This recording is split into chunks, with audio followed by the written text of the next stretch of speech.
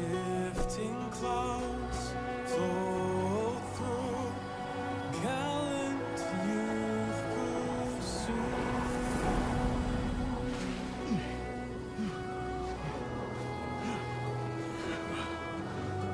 We've been searching for days, Sora. The shifting cloud is just ahead! Look!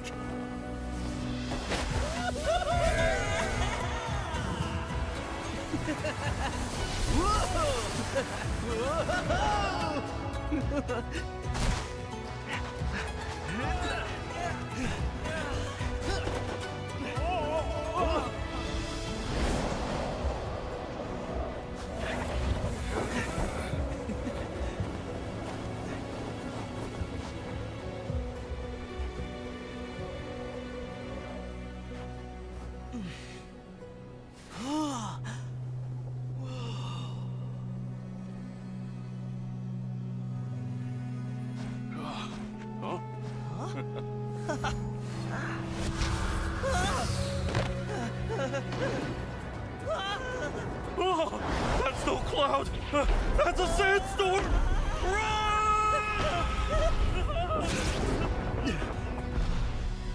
Thunder! I hear thunder!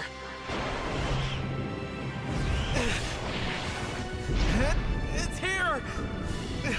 I know it!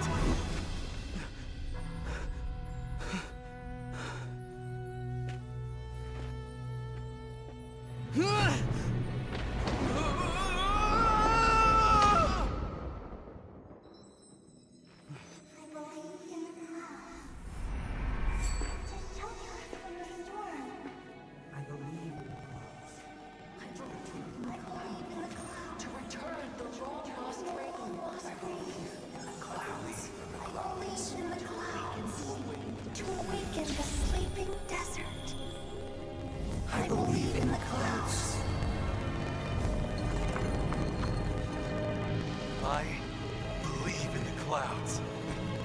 I believe in the clouds!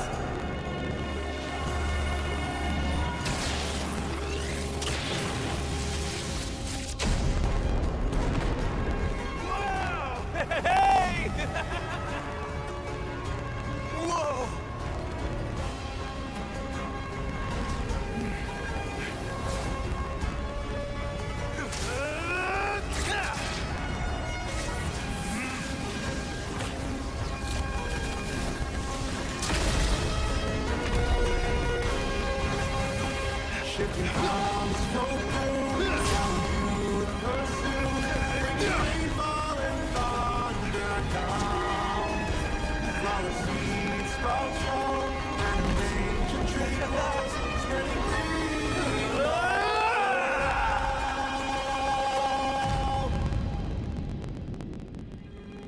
See? There's our shifting cloud!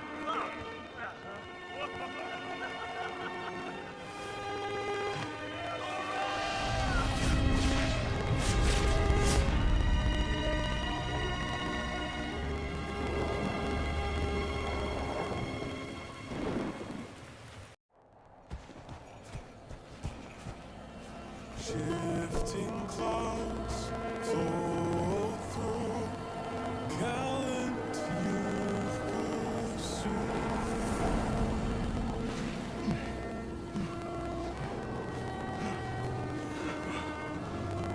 We've been searching for days, Sora. The shifting cloud is just ahead! Look!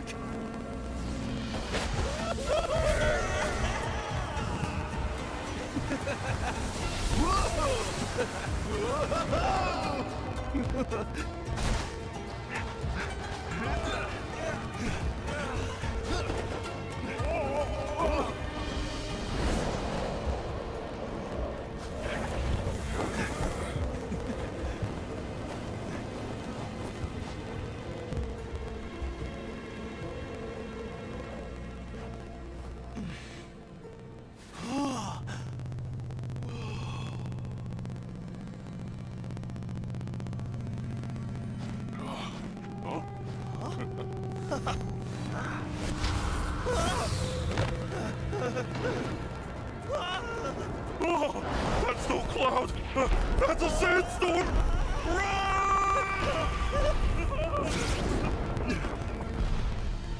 Thunder. I hear thunder.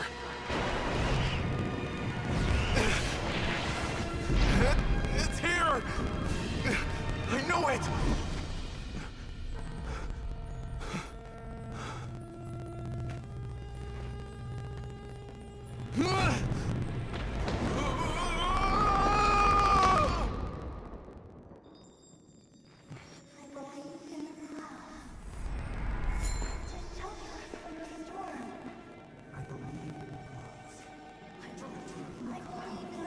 To return the long-lost rain.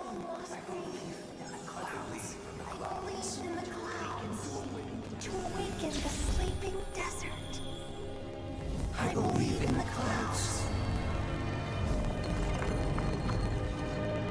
I believe in the clouds. I believe in the clouds!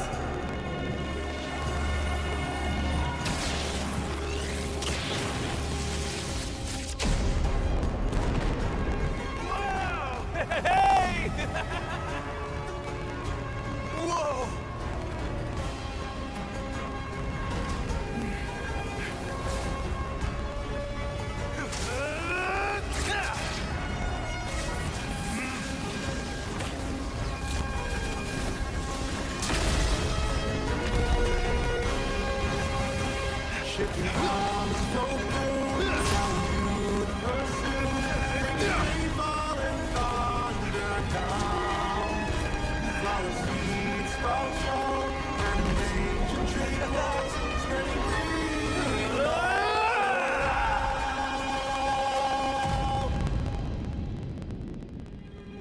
See? There's our shifting cloud. Look.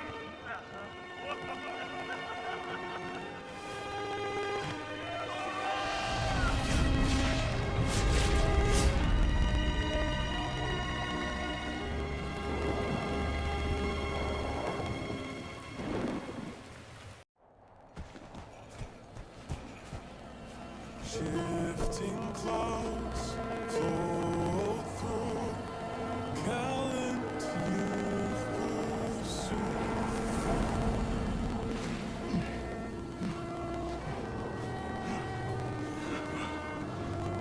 We've been searching for days, Sora. The shifting cloud is just ahead! Look!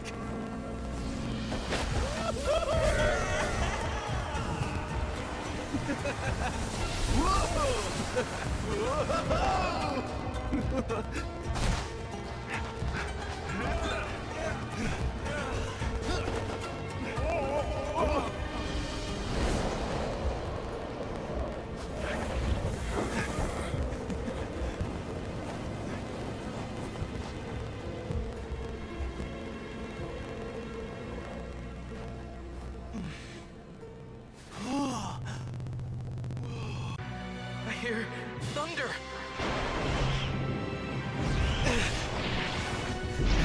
It's here! I know it!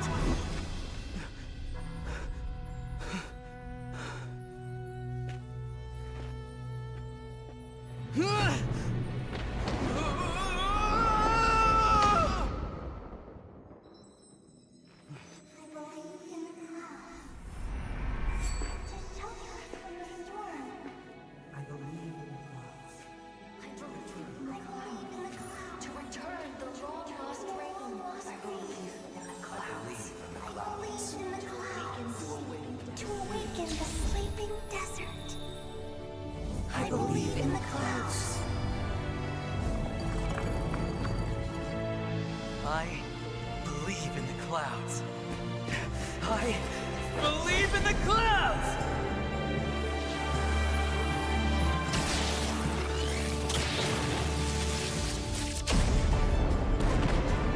Wow! Hey! Whoa!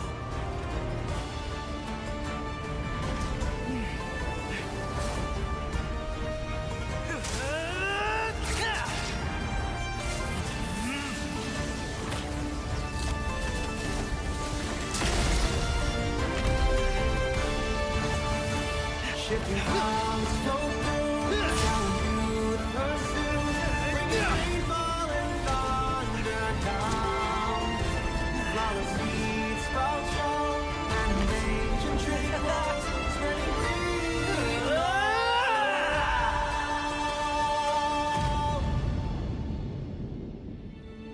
See? There's our shifting cloud.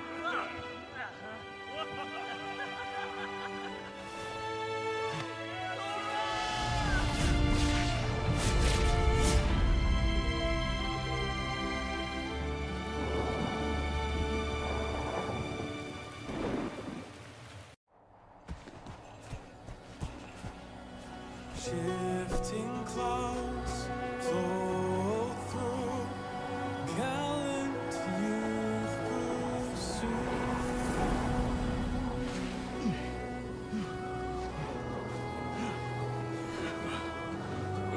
We've been searching for days, Sora. The shifting cloud is just ahead! Look!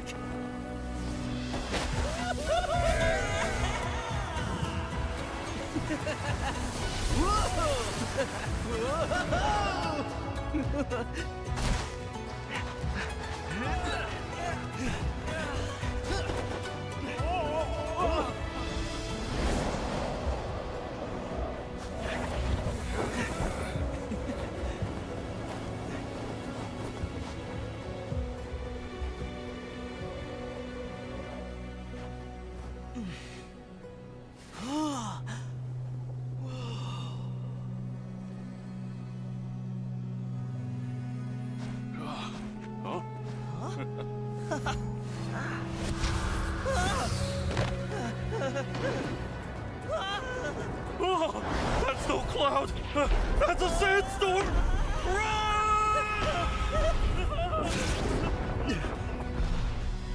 Thunder. I hear thunder.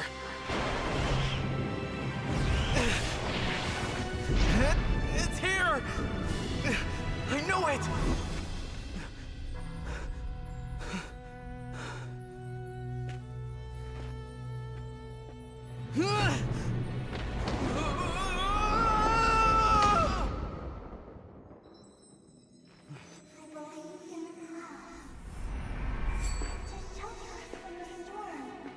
I believe in the clouds. I believe in the clouds. To return the long lost rain. I believe in the clouds. I believe in the clouds. To awaken the sleeping desert. I believe in the clouds. I believe in the clouds. I believe in the clouds!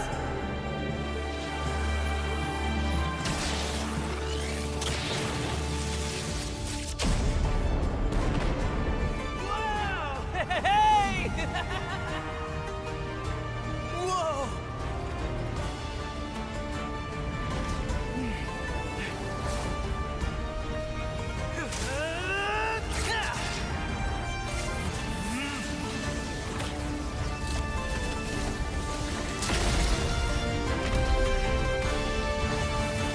Shifting clouds flow through, telling you to pursue.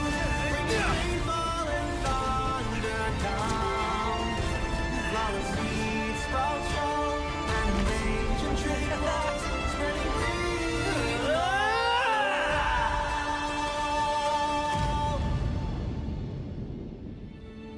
See? There's our shifting cloud.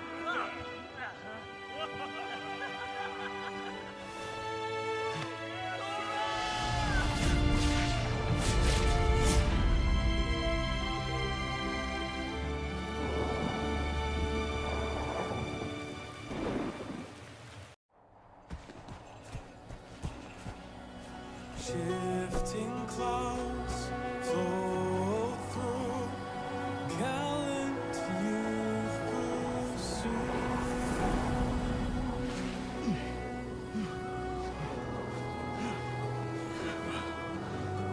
We've been searching for days, Sora. The shifting cloud is just ahead! Look!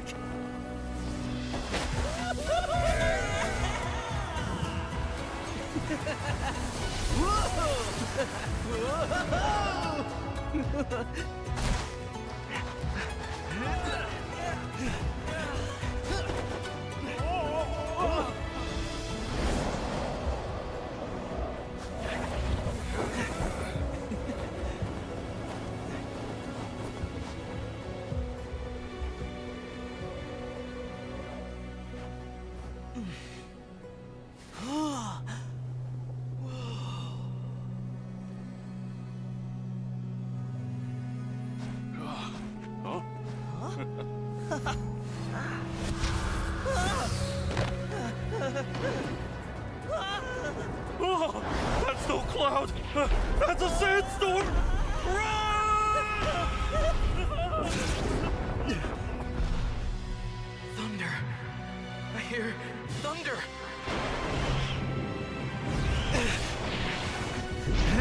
It's here! I know it!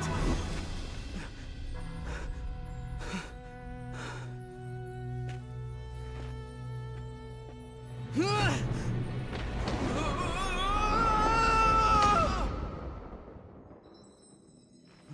believe in the clouds to shelter us from the storm. I believe in the clouds. I believe in the clouds to return the long lost rain.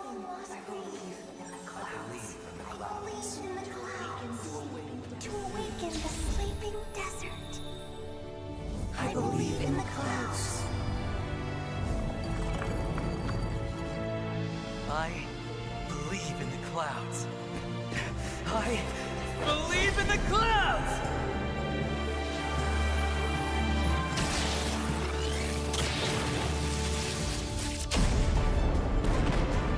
Wow! Hey! Whoa!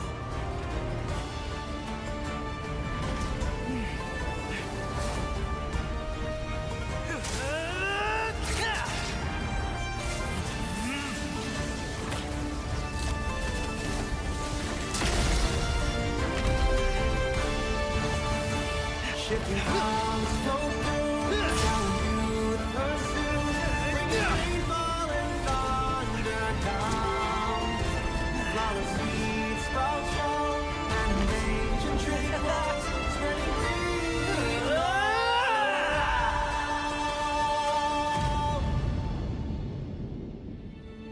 See? There's our shifting cloud.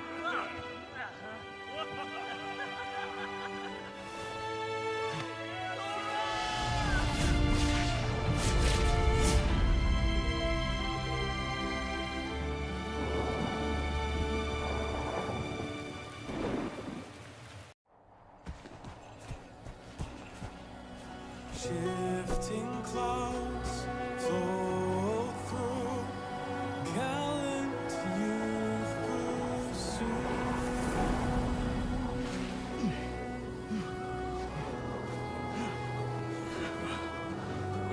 We've been searching for days, Sora! The shifting cloud is just ahead! Look!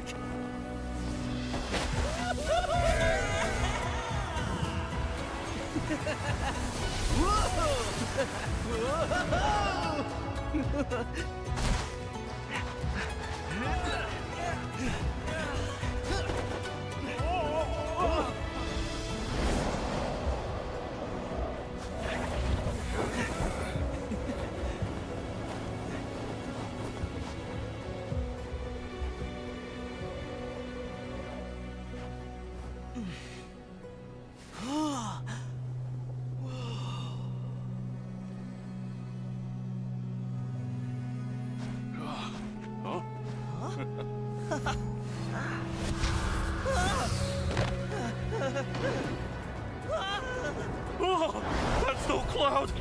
That's a sandstorm! Run! Thunder. I hear thunder.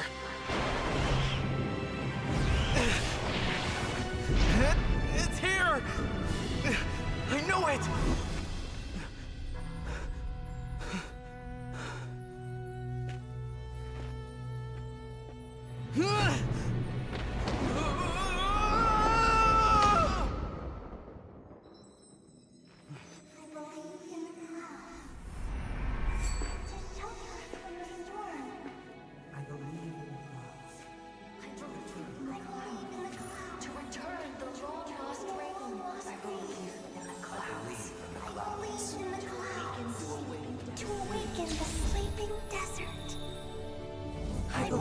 in the clouds. I believe in the clouds. I believe in the clouds!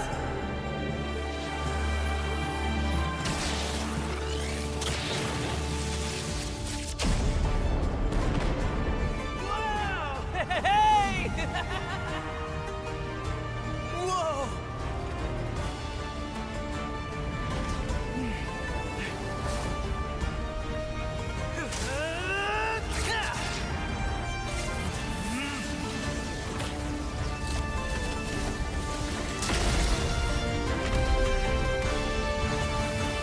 Shifting clouds, no food, down the pursuit, bringing rainfall and thunder down. Flowers, seeds, sprouts fall, and ancient tree blocks spreading green.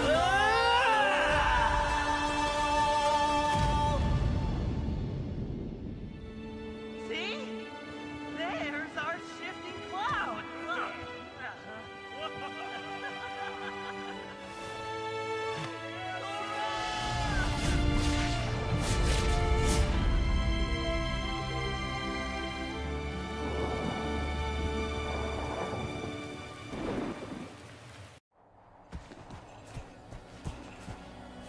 Shifting clouds flow through, gallant youth pursue.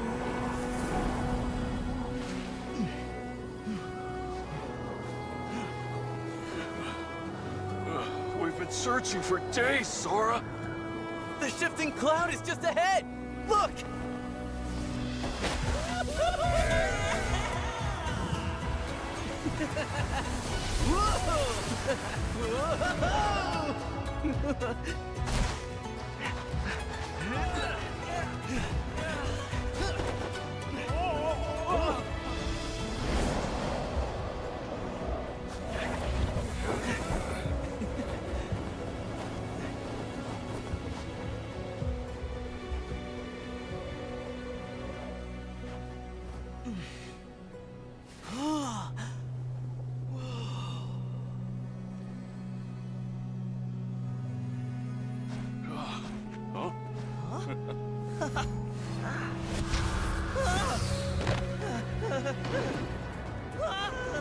Oh, that's no cloud. That's a sandstorm. Run! Thunder. I hear thunder.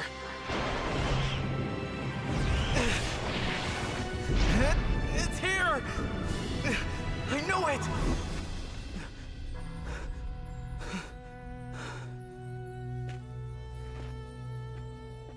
I believe in the clouds to shelter us from the storm. I believe in the clouds. I believe in the clouds to return the long lost rain. I believe in the clouds. I believe in the clouds to awaken the sleeping desert. I believe in the clouds. I believe in the clouds. I believe in the clouds!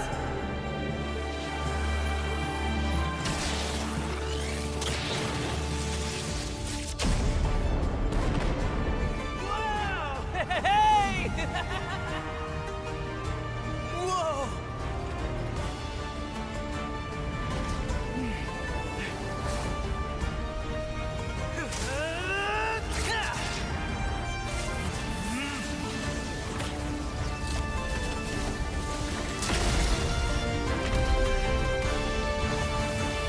Shifting clouds, no food, down the pursuit, bringing rainfall and thunder down.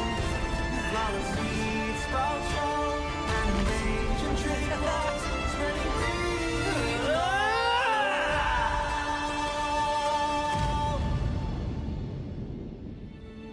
See? There's our shifting cloud.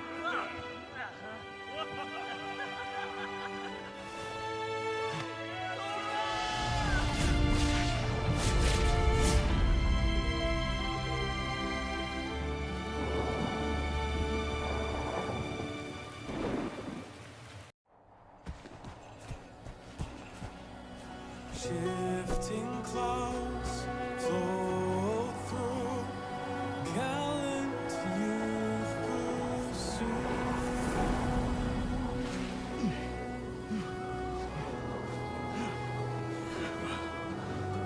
We've been searching for days, Sora. The shifting cloud is just ahead! Look!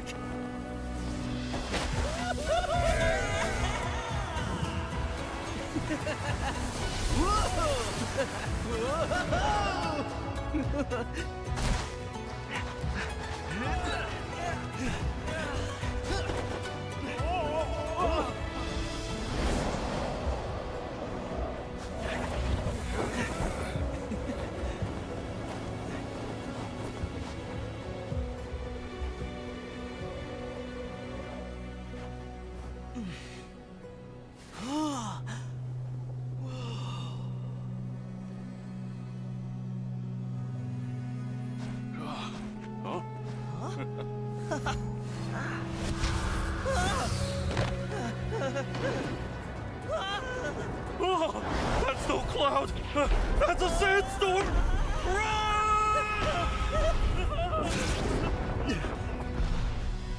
Thunder! I hear thunder!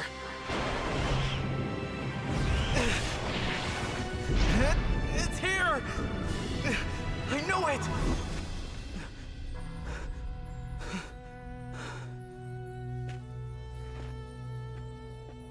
I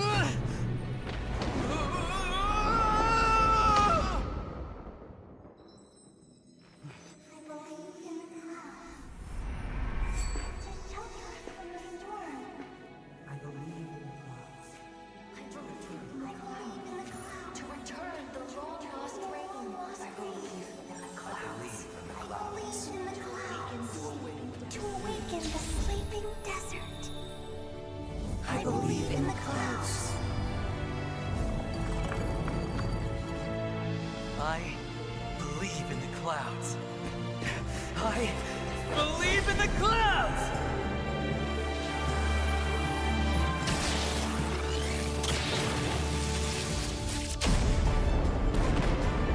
Wow! Hey! Whoa!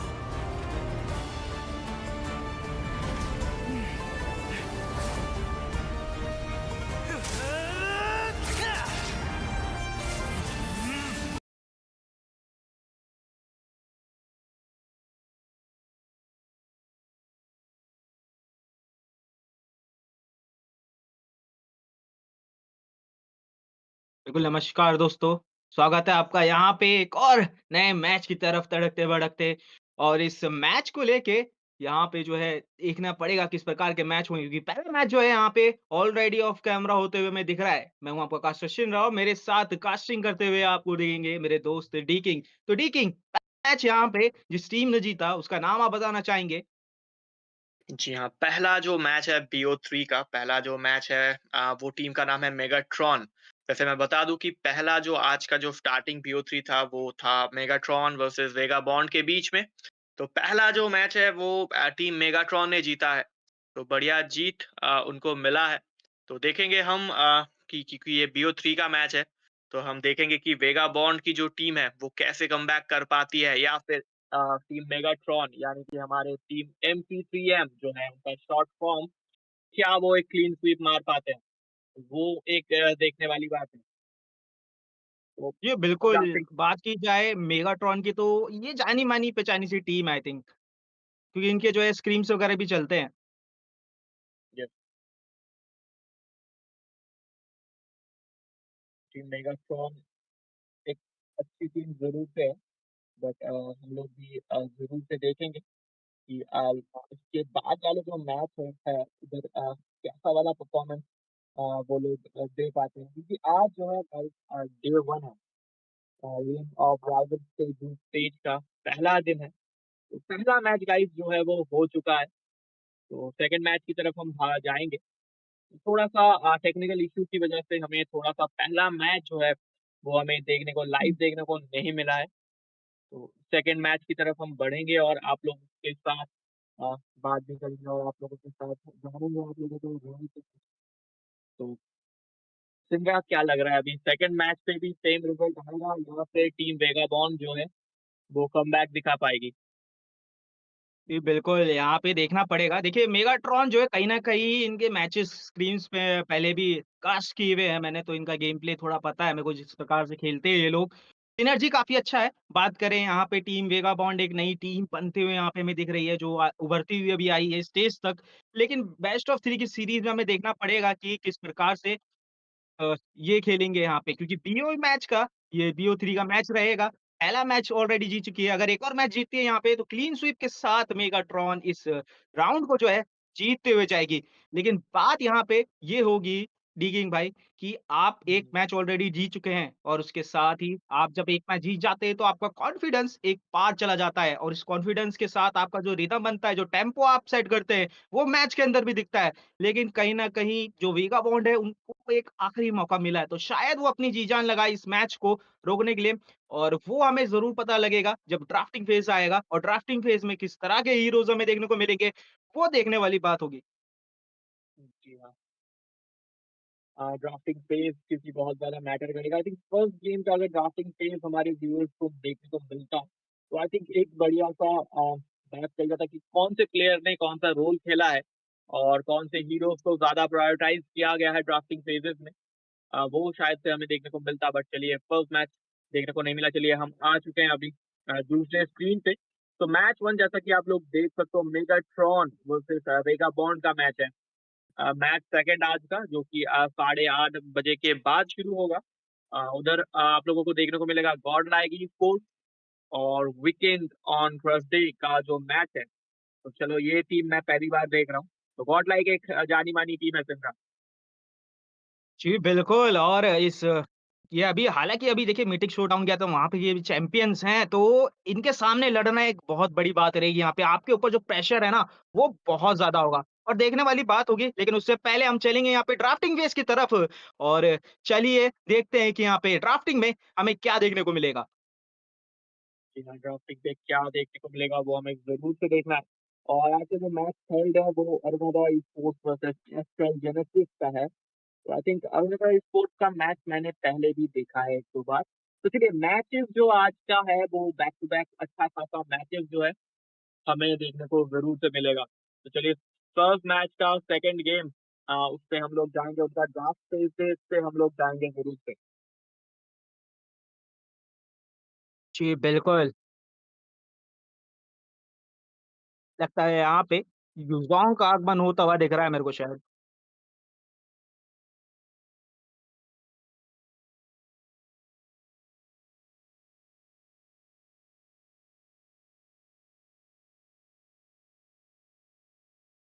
लगता है थोड़ा-सा technical issue होने के कारण अभी drafting phase की तरफ नहीं जा पाए हैं डी किंग भाई, तब तक थोड़ा-सा वेट करना पड़ेगा हमको, जब तक ये इंटरनल इश्यू अंदर से ही फिक्स होगा और जब तक ये फिक्स जी, होता है, तब तक हम लोग बात कर लेते हैं यहाँ पे, जो अभी मेटा पिक्स चल रहे हैं बेसिकली, जो मेटा में अभी जो है पिक्स वो चल रहे हैं, जैसे कि युज़ांग हो गया यहाँ पे और अपने जो बाकी के फाइटर्स हैं, लापू-लापू हो गए, तो वो चल रहे हैं। तो देखने वाली बात होगी यहाँ पे कि टीम्स है वो क्या पिक करने को रहेगी। क्या लगता है आपको यहाँ पे क्या पिक होते हुए दिख सकता है? देखो अगर ईज़ोंग ईग के लिए इनका आई थिंक दबदबा जो है कहीं बड़ी जगह है। मुझे मुझे पता लग रहा है लापी-लापी ईज़ोंग इसी को बैन किया जाएगा। उसके बाद चीज़ें तो जिसकी है ईज़ है, ठीक है? और एक जो यूपी की जंगल है उसकी बैन किया वहीं पर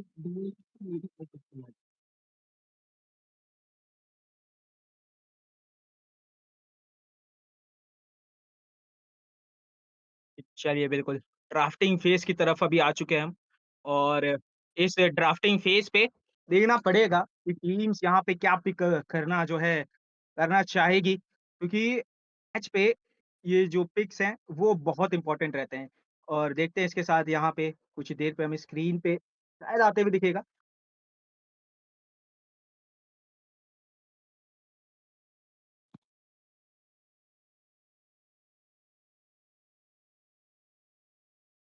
चलिए लगता है यहाँ पे टेक्निकल इश्यू अभी भी बरकरार है जिसके कारण थोड़े से इश्यू हमें आ रहे हैं गाइस।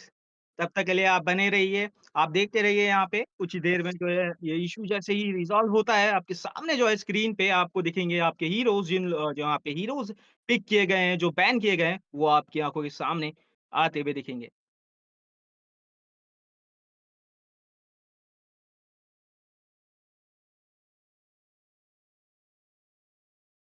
तो मैं व्यूअर्स के लिए बता देना चाहता हूँ वापस से कि पहला बीओसी का जो पहला गेम है, वो मेगाटॉन ने जीता है और वेगाबॉर्न पहला गेम हार चुकी है। तो अभी ये सेकंड गेम चल रहा है, तो उसमें देखना पड़ेगा टीम मेगाट्रॉन जीतती है या फिर टीम वेगाबॉर्न जीतती है। ये एक देखने वाली बात है।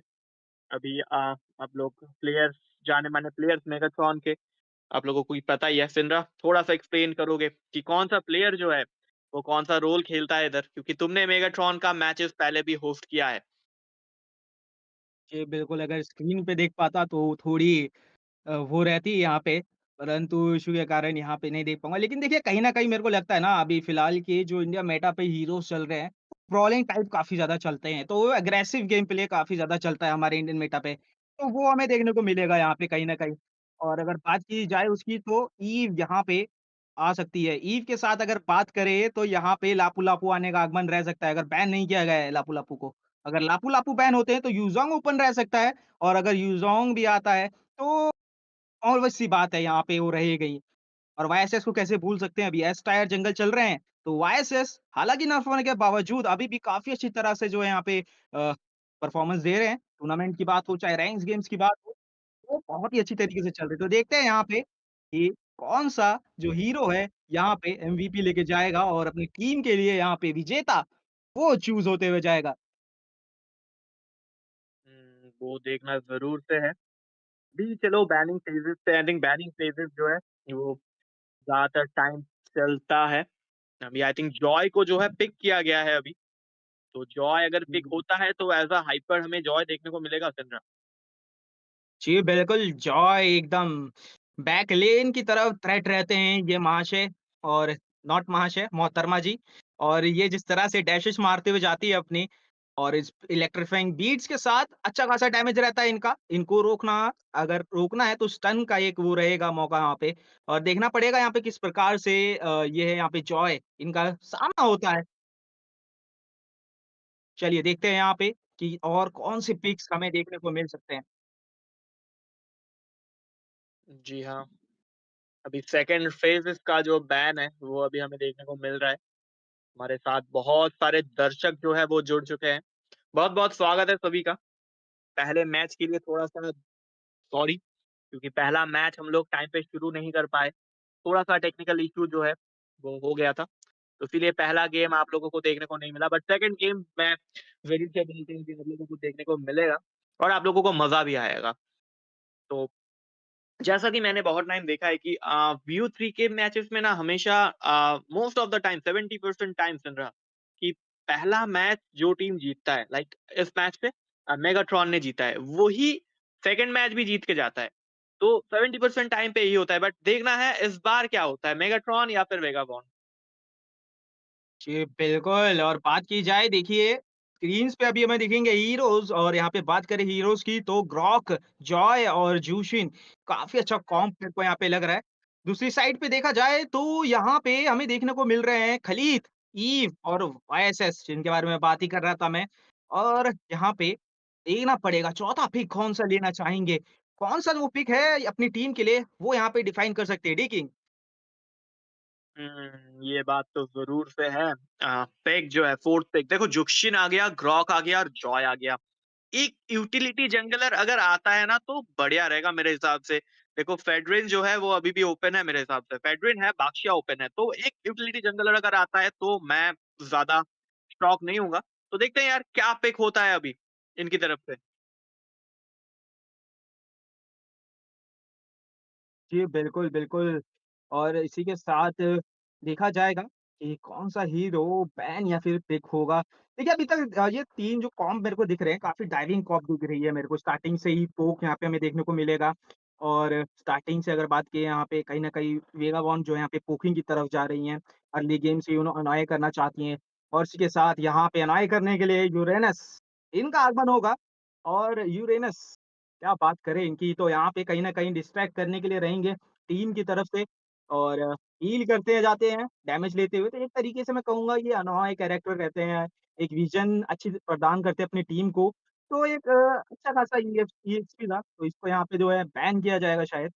और दूसरी साइड पे देखा जाए तो सीसी बैन आता हुआ दिख रहा है, एक इम्पोर्टेंट बैन यहाँ पे सीसी। अगर सीसी को ओपन छोड़ा जाता तो बहुत बड़ी दिक्कत आ सकती थी डीकिंग क्योंकि उनका जो कल्टन यहाँ पे जो अल्टीमेट है, उसमें वो जो है 2 बंदों को आपस में बाँध देती है और उससे वहाँ से निकलने नहीं देती है। तो कम किल वहाँ पे निकाला जा सकता था इसलिए इसको यहाँ पे बैन किया जा रहा है। ये सीसी को यार बैन करना ज़रूरी है क्योंकि देखो अगर सीसी को अगर आप बैन नहीं करोगे तो प्योर डैमेज जो सीसी की यो-यो से आता है, वो बहुत ही ज़्यादा खतरनाक होता है। तो चलिए मुझे लग रहा है कि एक्सबॉर्ग जो है वो वापस से पिक में नज़र आएँगे। एक्सबॉर्ग एक अच्छा खासा टैंक किलर साबित हो सकते हैं। जो एक्सबॉर्ग जो मेल्ट करते हैं, वो काफ़ी खतरनाक हो सकता है टीम के लिए। जी, ट्रू डैमेज। देखिए इस गेम का सबसे घातक डैमेज, वो कहलाता ही ट्रू इसलिए है क्योंकि उसका कोई डिफेंस आइटम नहीं है। ट्रू डैमेज एक ऐसा डैमेज है, आप कुछ भी आइटम बना लीजिए, आप नहीं बच पाएँगे, डैमेज आपको पड़ना ही पड़ना है।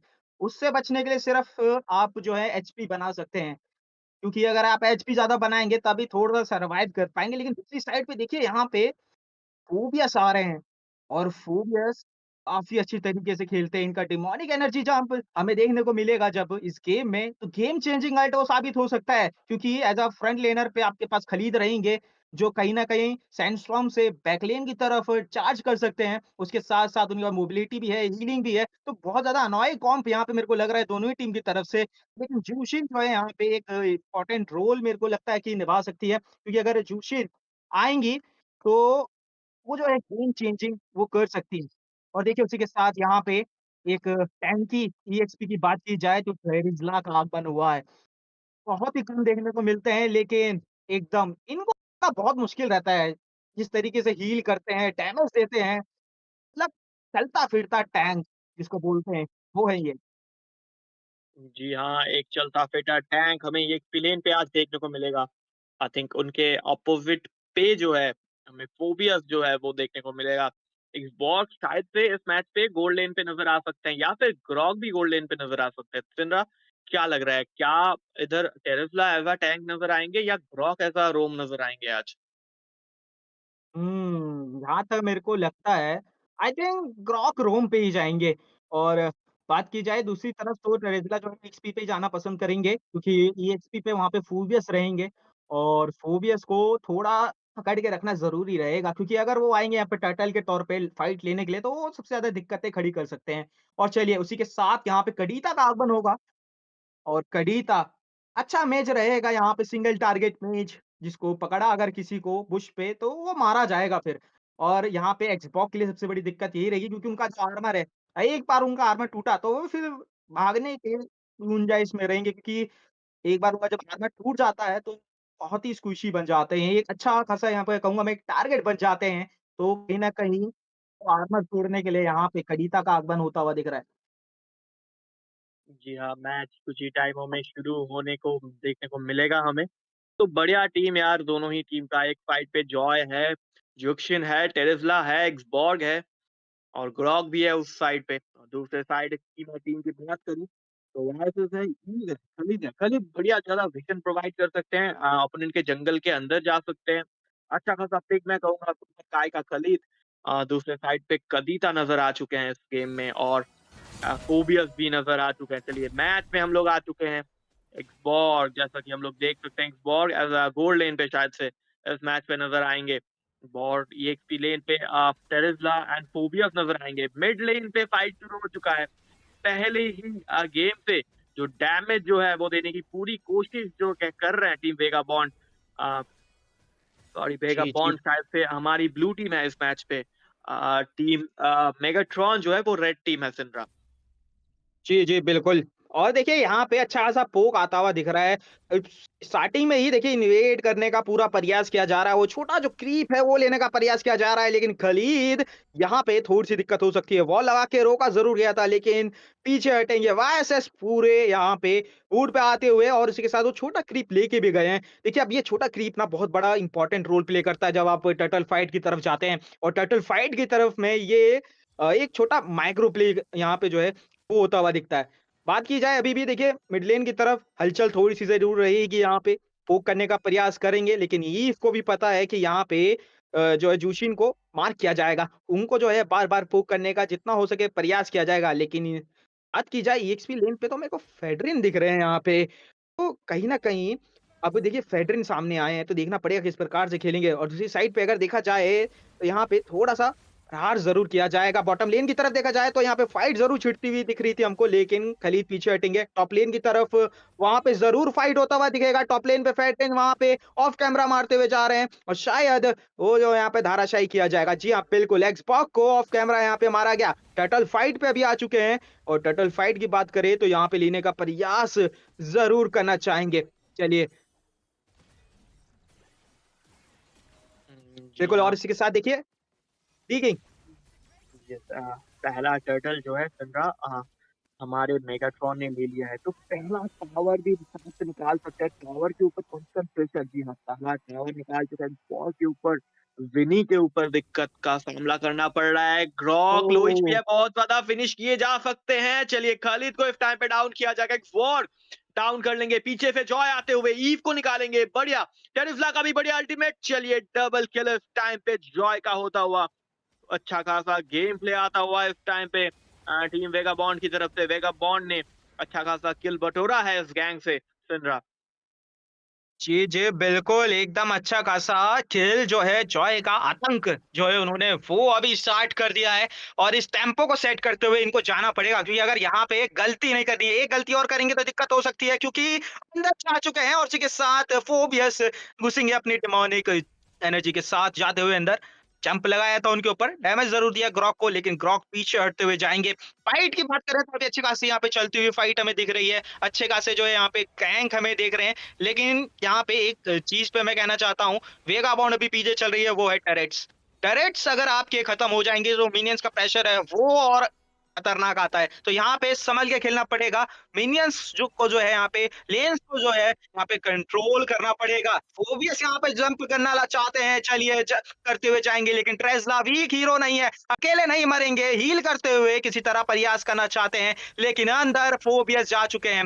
या यहाँ पे फोबियस को रोका जाएगा ही नहीं, बहुत ही गहम एचपी पे बचते हुए निकलेंगे फोबियस और आराम से बच जाएँगे। अपनी टीम के लिए किल धाराशायी किएंगे यहाँ पे ट्रेज़ला को। अच्छा खासा गेम प्ले आता हुआ टीम मेगाट्रॉन की तरफ से। टीम मेगाट्रॉन डोमिनेट कर रहे हैं, उनका ईव पीछे से अच्छा खासा बैकअप प्रदान कर रहे हैं। चलिए खतरा हो सकता है इस टाइम पे, ग्रॉक आएंगे जरूर से बट किंग जो है बहुत ही लो एचपी के साथ बचेंगे इस टाइम पे। उनका हेल्प करने के लिए खलीद आएंगे जरूर। क्या खलीद बच पाएंगे? खलीद रिगेन कर रहे हैं, फोबिया आ चुके हैं गैंग में। जुक्सिन के लिए खतरा हो सकता था और इसी के साथ साथ लो एचपी के साथ जुक्सिन एंड बॉक्स पीछे जाते हुए समझदारी दिखाते हुए बढ़िया एस्केप मैं कहूंगा। टावर के मामले में अभी भी टीम मेगाट्रॉन जो है वो इस टाइम पे आगे चल रहे हैं। तो देखते हैं सिंड्रा टर्टल 2 बार आई थिंक टर्टल जो है वो मिल चुका है या फिर 2 टर्टल जो है वो लिया जा चुका है। पहला टर्टल जो था वो टीम मेगाट्रॉन को मिला था। तो देखते हैं यार इस टाइम पे क्या होता है। गैंग में ओह! बढ़िया जंप सैंडस्टॉर्म का बढ़िया इस्तेमाल करते हुए खलीद निकालेंगे जॉय किल इस टाइम पे टेरिफ्ला का। जी, जी, चलिए बिल्कुल जॉय जाना चाहती थी अंदर किसी तरीके से अपनी टीम के लिए वो खेल निकालना चाहती थी, परंतु उनको वो मौका नहीं दिया जाएगा क्योंकि अंडर फार्म होने के कारण वो डैमेज अभी उनके पास नहीं आएगा। और बात करें जैसे कि देखिए लेन प्रेशर ऑलरेडी बन रहा है, अब शायद बॉट का लेन यहाँ पे पुश किया जाएगा और देखिए यही यहाँ पे जो है डिफरेंस होता है एक एक्सपीरियंस टीम में और एक इनएक्सपीरियंस टीम में। यहाँ पे मेगाट्रॉन को पता है कि उनको जो है पुश यहाँ पे जो है बॉट पुश करना है, लेकिन उसी के साथ जॉय का एक अच्छा अल्टीमेट आएगा, उसी के साथ यहाँ पे ईव को दिया जाएगा धाराशायी।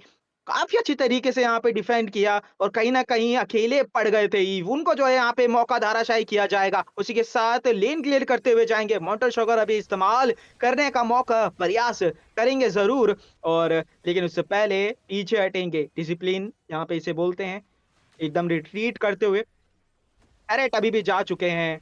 टैरेट जो है यहाँ पे सबसे इम्पोर्टेंट जो होते हैं गेम में वो रहेंगे, लेकिन कार्टिज़ ही पीछे से जाते हुए अल्टीमेट लगाएँगे। एक और किल अपनी टीम के लिए।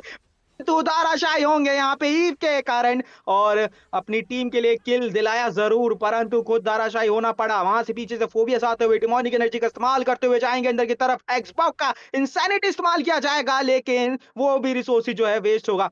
खलीद यहाँ पे तैयार रहेंगे, सैंडस्टॉर्म मारने का प्रयास कर सकते हैं कि अल्टीमेट अब उनके पास वो रह सकता है, लेकिन फोबियस अंदर जाते हुए डैमेज देते हुए अपनी टीम के लिए और एक और किल बटोरा जाएगा। यहाँ पे मिड टारेट की तरफ प्रेशर आता हुआ, क्या यहाँ पे इसे डिफेंड करना रहेगा? फेडरिन वहां पे जरूर रहेंगे, अल्टीमेट का इस्तेमाल, लेकिन सही समय पे पोजीशन अपनी ठीक करते हुए रहेंगे। जो टीम है यहाँ पे वेगाबॉन्ड थोड़ा स्ट्रगल करती हुई और इसी के साथ एक और ऑब्जेक्टिव टर्टल जो है यहाँ पे जाने वाला है मेगाट्रॉन की तरफ। जी हाँ, टीम मेगाट्रॉन ने वापस से एक जो है टर्टल निकाल लिया है। बॉट लेन का टावर भी फोबियस जो है पुश कर रहे हैं। मिड का टावर निकाला, सॉरी अभी तक निकाला नहीं गया है, माफ करना थोड़ा सा। टावर अभी भी हाफ एचपी पे, बट के साथ हो सकता है कि निकाला जाए। बढ़िया ब्लॉक अल्टीमेट पीछे पे खलीद का स्पैम फ्रॉम आता हुआ। ईव ने अल्टीमेट डाला है इधर, किलिंग स्प्री, जॉय को डाउन किया जाएगा।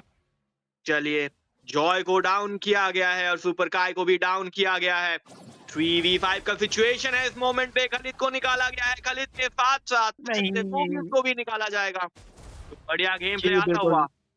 दोनों ही टैग किलर, मैं कहूंगा जुक्सिन भी अच्छा खासा डैमेज दे रहे हैं और पीछे से एक बॉल का भी अच्छा खासा डैमेज आता आ रहा था। उसी के साथ बिल्कुल दोनों को निकाला गया है। सिद्रा एक मोमेंटम बन सकता था, मिड का टावर जो है वो क्लियर किया जा सकता था। थोड़ा सा ज्यादा ओवर मैं बोलूंगा चले गए थे, ज्यादा ही टावर के अंदर चले गए थे। यस यस यस, बिल्कुल बिल्कुल, आपके मिल चुके थे किल्स, आपका ऑब्जेक्टिव कंप्लीट हो चुका था, आपको पीछे आना था, लेकिन वो किल की चाहत हमेशा आपको डुबा के ले जाती है और वो यहाँ पे साबित हुआ। आपने ओवर एक्सटेंड किया और आपको वहाँ पे उसका पनिशमेंट मिला। तो यहाँ पे थोड़ा सा जो है संभल के रहना पड़ेगा, लेकिन एक मैच जीत चुके हैं तो यहाँ पे कहीं ना कहीं थोड़ा जो है वो कॉन्फिडेंस रहता है आपके अंदर। आप जो है पैसेंजर सीट पे आ जाते हैं, आराम से खेलते हैं, क्योंकि एक मैच ऑलरेडी जीत चुके हो आप।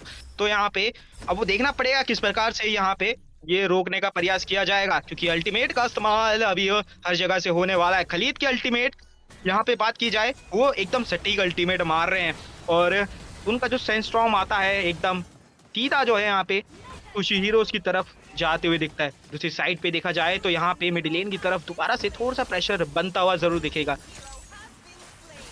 और इसके साथ एक और हीरो यहाँ पे स्लेन होता हुआ जाता हुआ दिख रहा है हमको, शायद यहाँ पे ऊपर की तरफ से गए हैं। डैमेज का प्रयोग किया जाएगा और इसी के साथ अल्टीमेट का इस्तेमाल में बहुत कम एचपी बचेंगे, लेकिन यहाँ में ग्रॉक का ईव एक और किल निकालने का प्रयास करना चाहते हैं, मौका रहेगा उनके पास।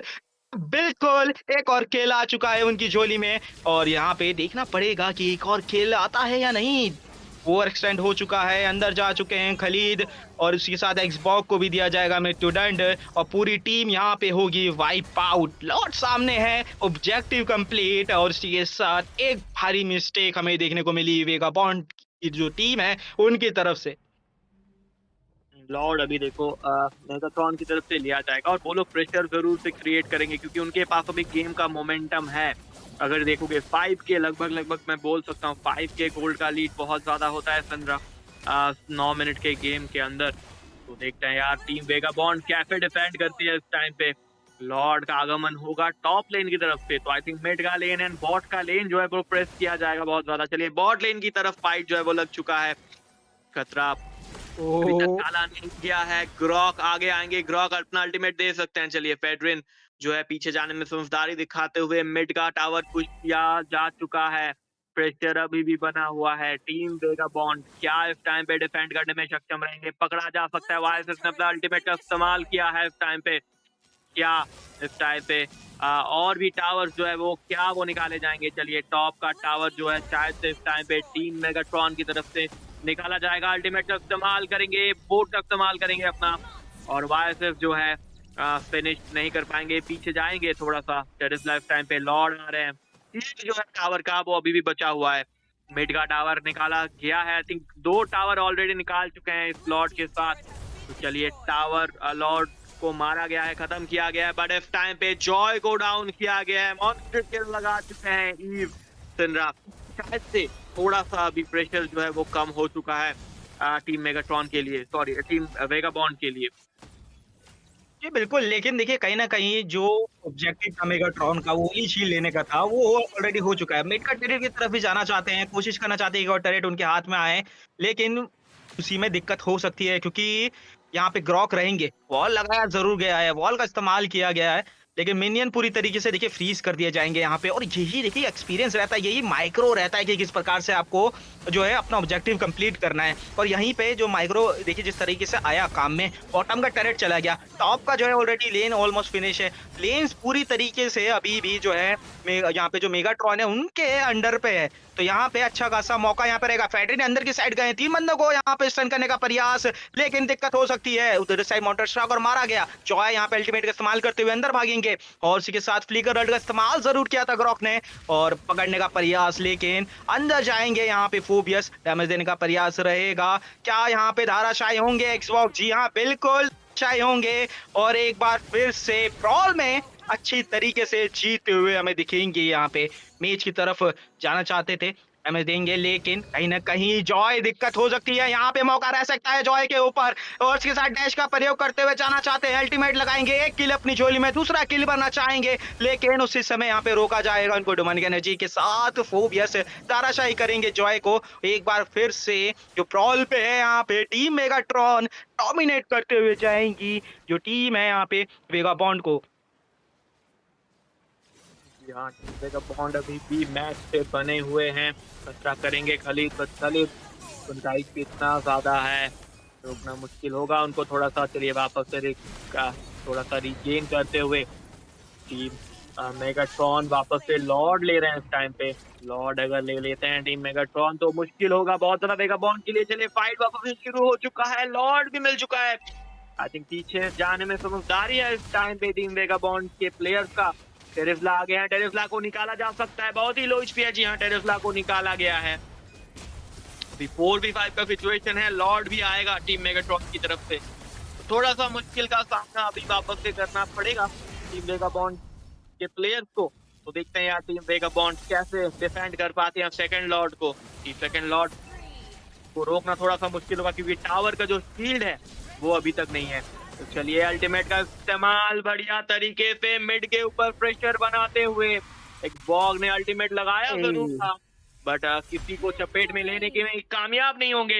ईव ने अपना अल्टीमेट डाला है, खलीद ओह! अपना वैनस्टॉर्म का इस्तेमाल करेंगे। टावर के अंदर लगभग-लगभग मैं बोल सकता हूँ, टावर अगर हिट होता है तो मैच खत्म होगा इस टाइम पे। तो चलिए टावर जो है वो हिट हुआ और मैच को खत्म किया गया है। टीम मेगाट्रॉन वापस से सेकंड मैच जीतते हुए फिर रहा। तो एक अच्छा खासा गेम प्ले आता हुआ टीम मेगाट्रॉन की तरफ से।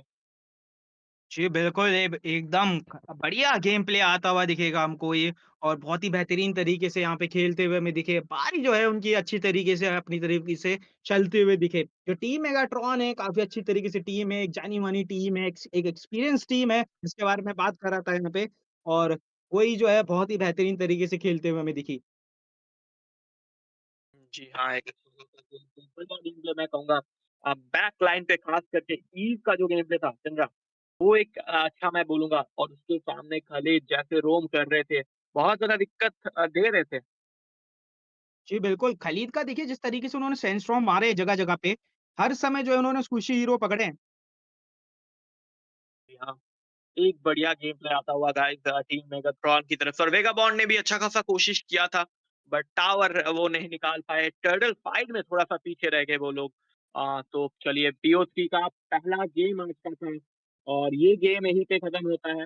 व्यूअर्स जो हमारे साथ इतने टाइम से जुड़े हुए थे, उनका बहुत-बहुत शुक्रिया हमारे साथ बने रहने के लिए। इतना परेशानी के बाद भी आप लोग जुड़े रहे, बहुत-बहुत शुक्रिया आप लोगों को। तो चलिए इसी के साथ-साथ मैं डी किंग और मेरे दोस्त सिंद्रा अलविदा करते हैं अभी आप लोगों को। मिलते हैं नेक्स्ट गेम में, तब तक के लिए टाटा बाय-बाय।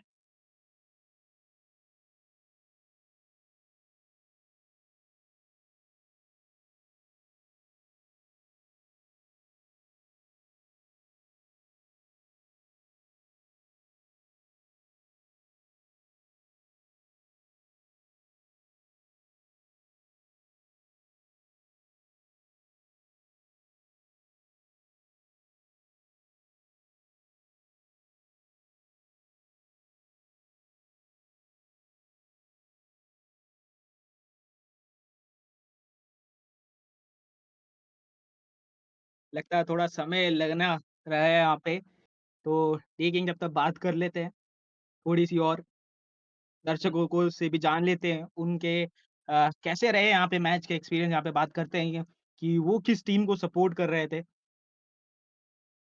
आई थिंक इधर दोनों ही टीम के सपोर्टर्स जो है थे, मेगाटॉन के सपोर्टर्स भी थे, डेविड के सपोर्टर्स भी थे। तो देखते हैं यार नेक्स्ट गेम पे क्या होता है और क्या नहीं होता, वो भी हम ज़रूर से देखेंगे।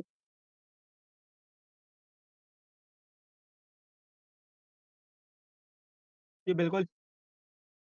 और इसी के साथ जो है यहाँ पे पारी अच्छी खासी चलती हुई दिख रही थी। देखिए एक्सपीरियंस प्लेयर अगर आपके सामने आए यहाँ पे, तो इस तरीके से आपको भी अच्छा खासा एक्सपीरियंस मिलता है। आई होप इनको भी यहाँ पे मिला होगा। लेकिन देखिए अगर आप कुछ टिप्स देना चाहें यहाँ पे वेगा बॉन्ड को कि वो किस चीज़ पे यहाँ पे इम्प्रूव कर सकते हैं, तो उसके ऊपर थोड़ी-सी चर्चा हो जाए।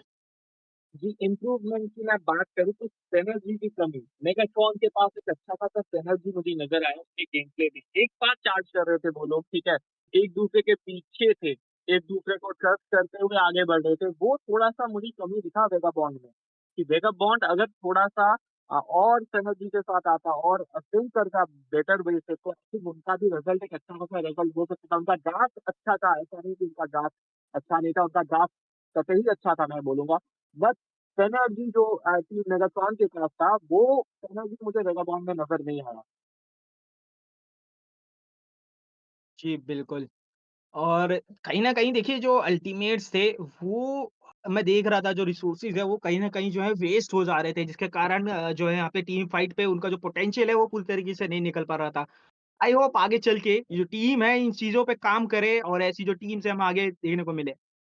उसी के साथ एमवीपी यहाँ पे आता हुआ दिखेगा हमको, जो लूज़िंग टीम के एमवीपी रहे यहाँ पे जॉय, वो हैं यहाँ पे एमवीपी आते हुए दिखेंगे अपनी टीम के लिए। ए 8-3-7 का एडीए रहा इनका, ठीक है? ये अच्छा गेम प्ले था हुआ गाइस जॉय की तरफ से भी। जी, बिल्कुल और यहाँ पे देखिए अपनी टीम के लिए उन्होंने पूरा प्रयास किया था एंड तक, गए ज़रूर थे वो।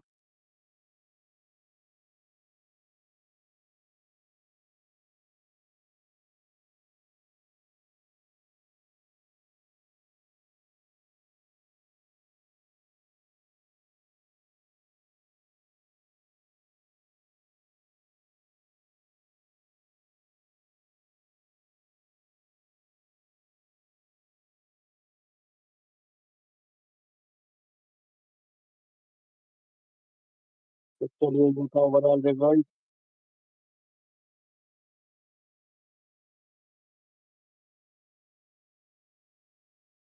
चलिए दोस्तों और इसी के साथ अभी आप सभी से विदा लेंगे दूसरे मैच के लिए आप सब रेडी हो जाइए क्योंकि कुछ ही देर में यहाँ पे जो है सेकंड मैच होता हुआ जाएगा तब तक के लिए हम सब आपसे लेंगे एक छोटा-सा ब्रेक। मिलते हैं छोटे से ब्रेक के बाद। मैं हूँ आपका काश सचिन राव और मेरे साथ काश कर रहे थे ठीक। मिलते हैं एक छोटे से ब्रेक के बाद।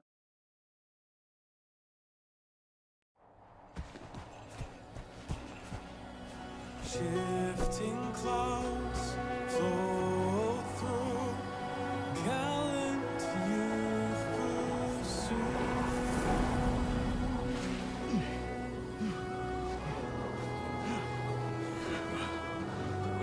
We've been searching for days, Sora. The shifting cloud is just ahead! Look!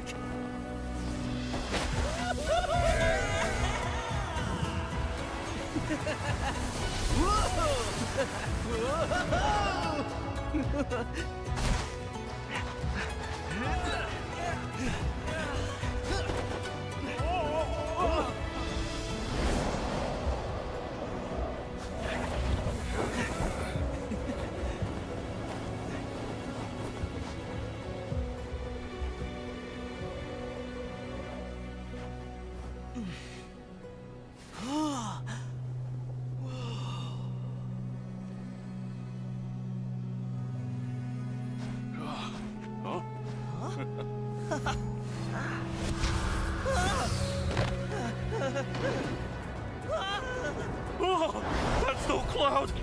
That's a sandstorm. Run!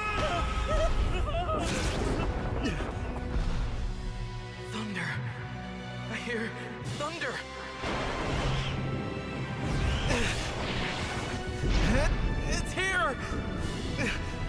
it! I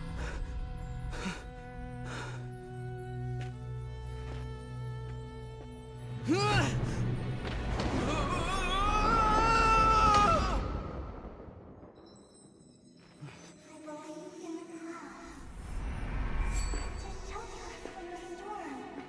I believe in the clouds. I believe in the clouds to return the long lost rain. I believe in the clouds. I believe in the clouds to awaken the sleeping desert. I believe in the clouds. I believe in the clouds. I believe in the clouds!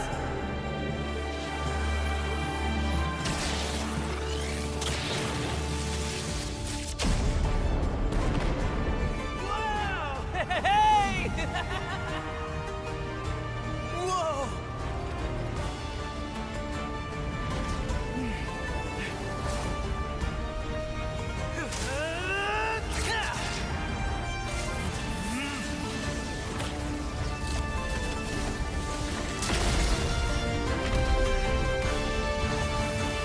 Shifting clouds flow through, telling you to pursue. Bringing rainfall and thunder down. Flower seeds sprout strong, and ancient tree grows, spreading green.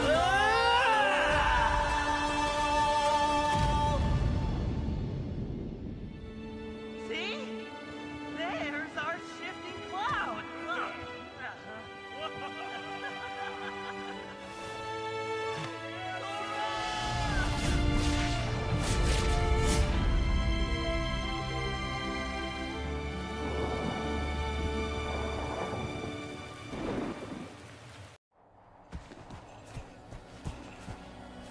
Shifting clouds flow through, gallant youth pursue.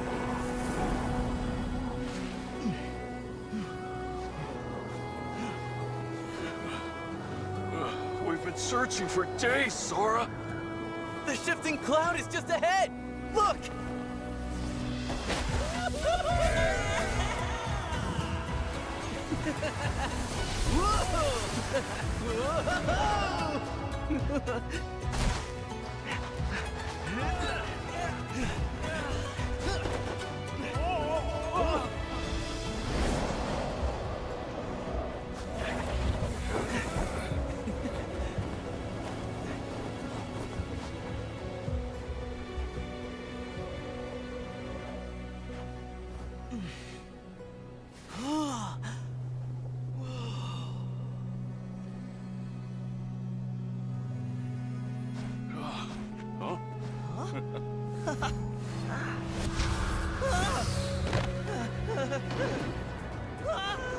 Oh, that's no cloud! That's a sandstorm!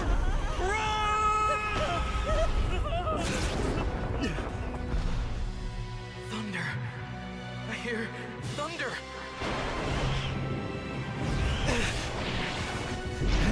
It's here! I know it!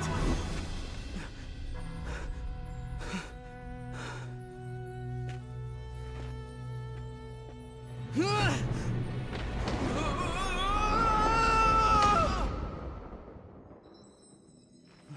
believe in the clouds to shelter us from the storm. I believe in the clouds. I believe in the clouds to return the long lost rain. I believe in the clouds. I believe in the clouds to awaken the sleeping desert. I believe in the clouds. I believe in the clouds. I believe in the clouds!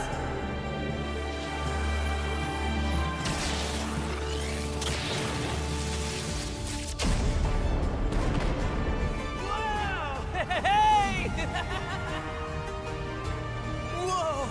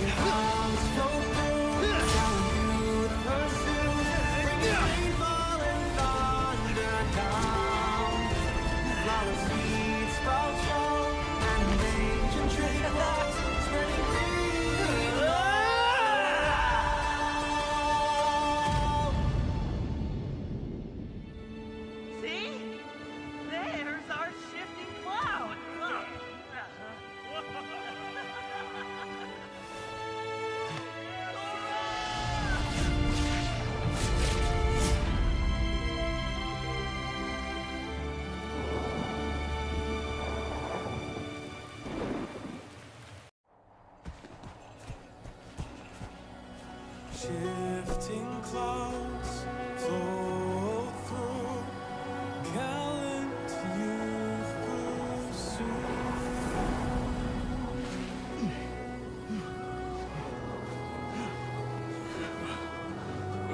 We've been searching for days, Sora. The shifting cloud is just ahead! Look!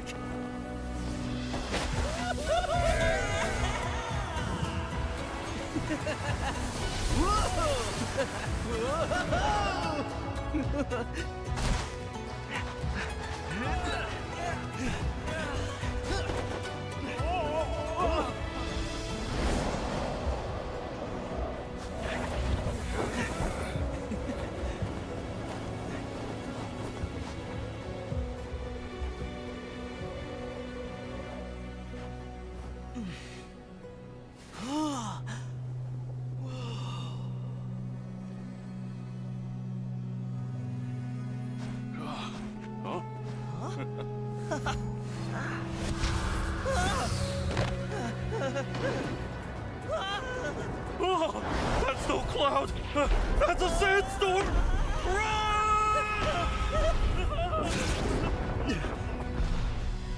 Thunder. I hear thunder.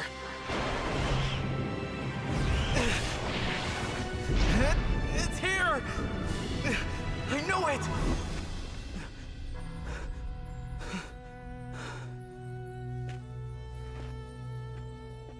I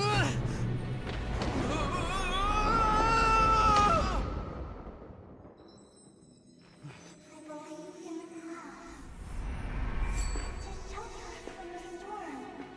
I believe in the clouds. I believe in the clouds to return the long lost rain. I believe in the clouds. I believe in the clouds to awaken the sleeping desert. I believe in the clouds. I believe in the clouds. I believe in the clouds!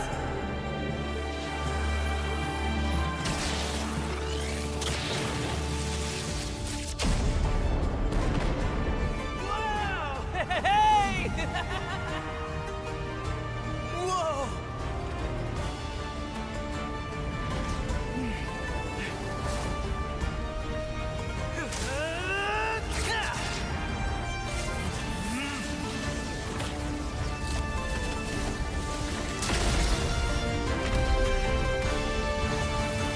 Shifting clouds flow through, gallant youth pursue, bringing rainfall and thunder down. Flower seeds sprout strong, and ancient tree blocks spreading green.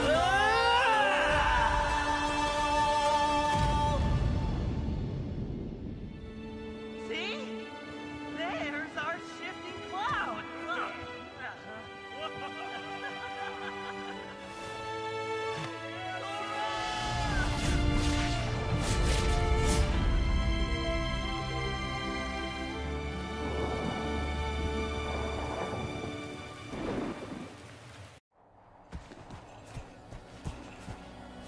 Shifting clouds flow through, gallant youth pursue.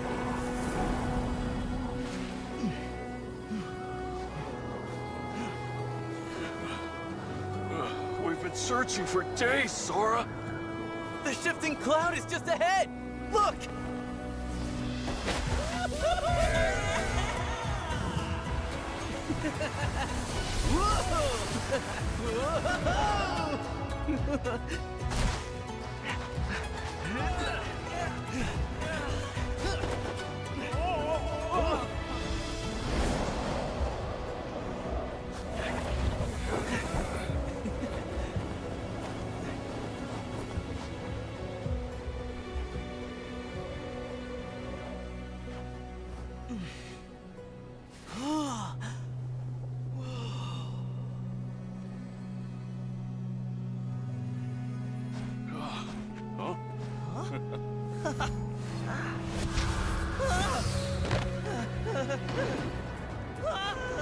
Oh, that's no cloud! That's a sandstorm! Run!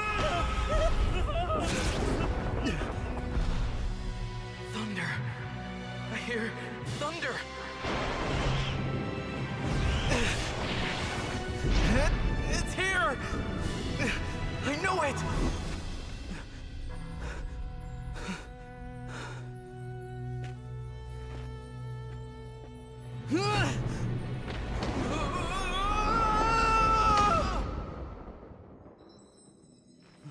believe in the clouds to shelter from the storm.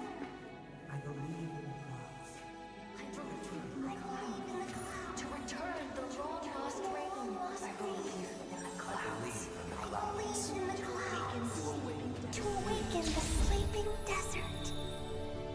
I believe in the clouds. I believe in the clouds.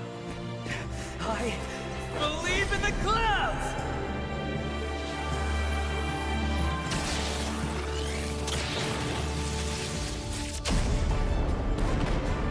Wow! Hey! Whoa!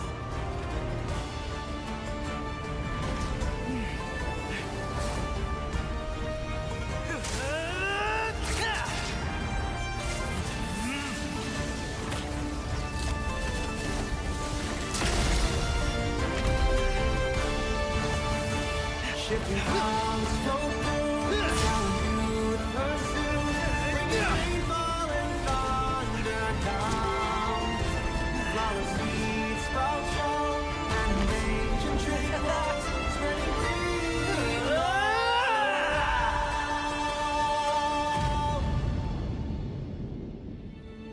See? There's our shifting cloud.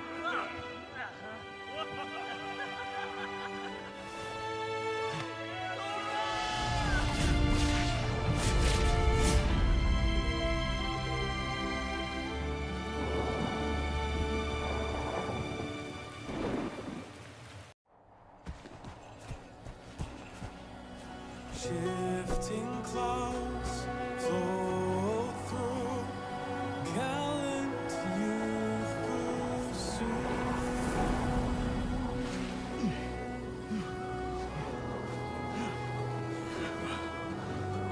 We've been searching for days, Sora. The shifting cloud is just ahead. Look!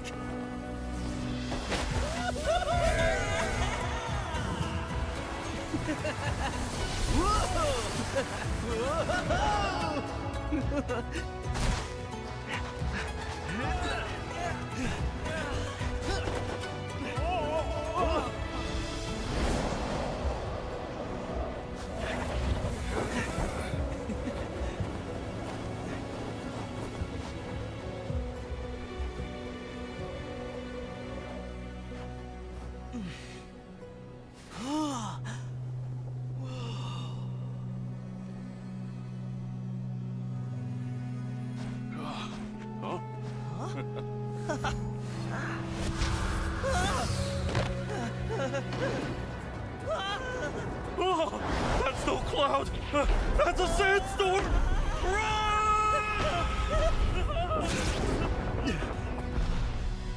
Thunder!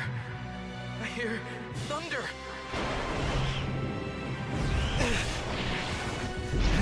It's here!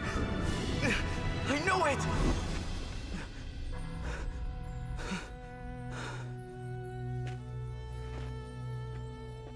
I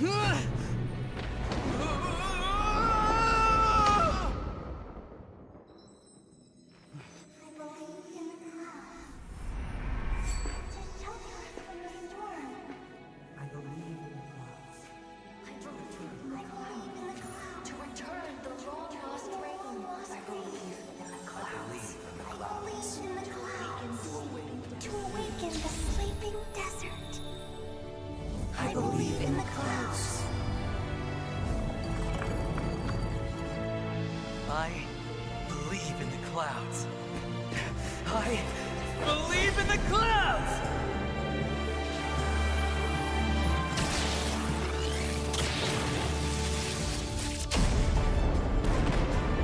Wow! Hey! Whoa!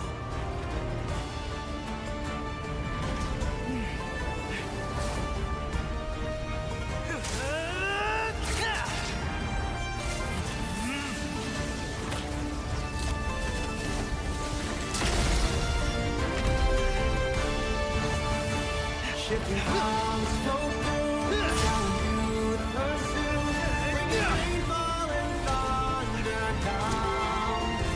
Flawless seeds sprout strong, and ancient tree clouds spreading green.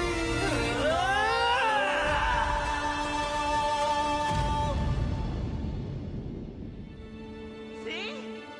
There's our shifting cloud.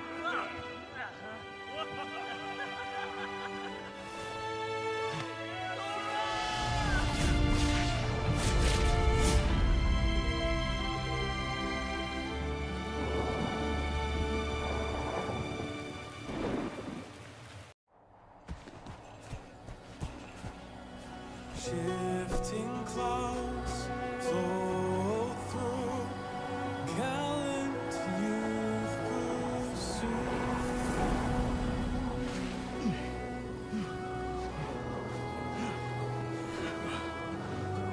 We've been searching for days, Sora. The shifting cloud is just ahead! Look!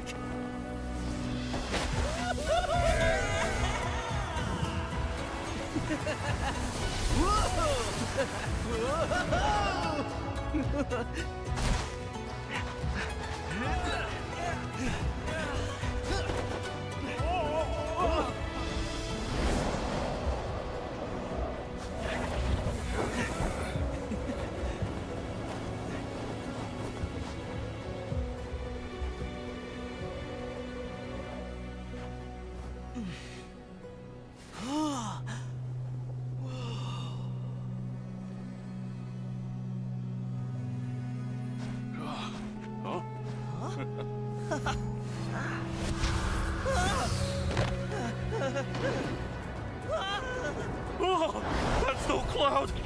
That's a sandstorm.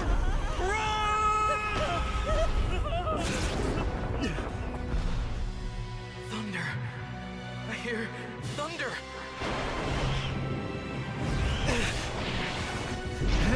It's here! I know it!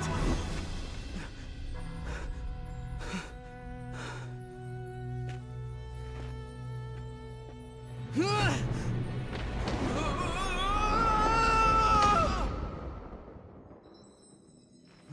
believe in the clouds to shelter us from the storm.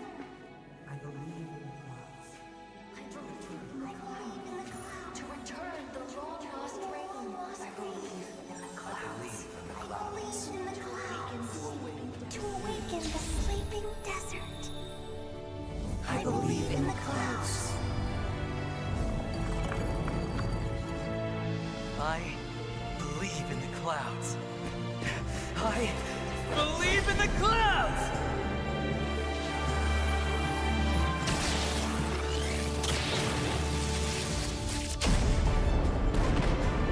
Whoa! Hey!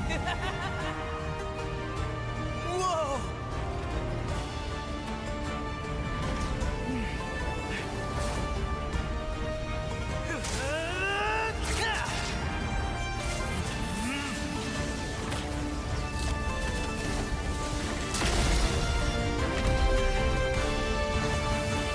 Shifting clouds flow through, down the pursuit, bringing rainfall and thunder down. Flawless seeds sprout strong, and ancient tree clouds spreading green.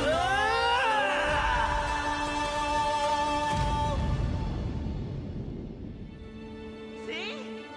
There's our shifting cloud.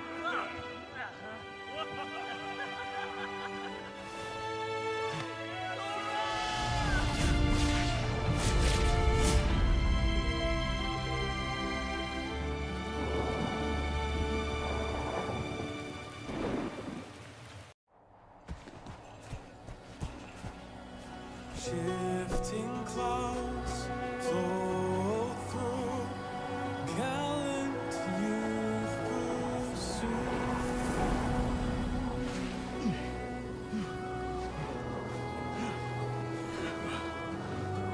We've been searching for days, Sora.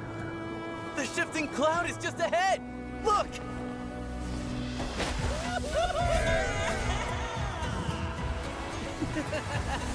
Whoa!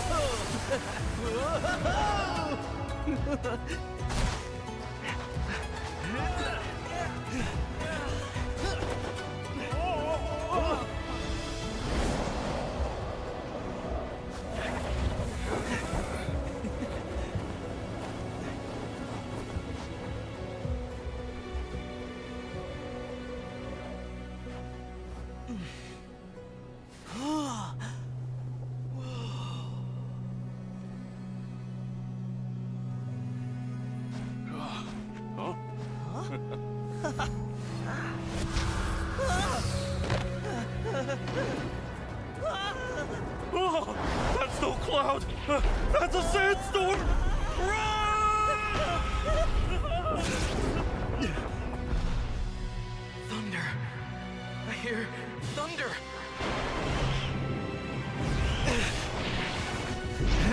It's here! I know it!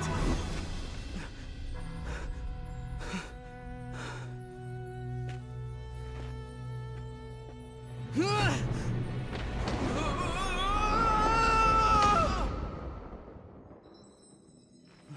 believe in the clouds to shelter us from the storm.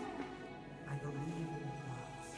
I believe in the clouds to return the long lost rain. I believe in the clouds. I believe in the clouds to awaken the sleeping desert. I believe in the clouds. I believe in the clouds. I believe in the clouds!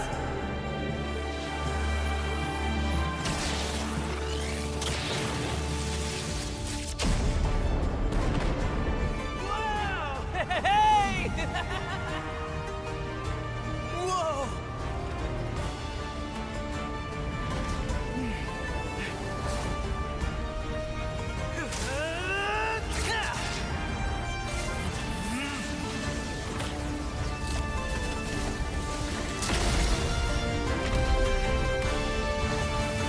Shifting clouds flow through, telling you to pursue. Bringing rainfall and thunder down. Flowers, seeds, sprouts fall, and ancient tree blocks spreading green.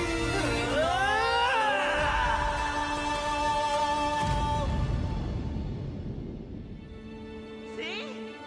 There's our shifting cloud.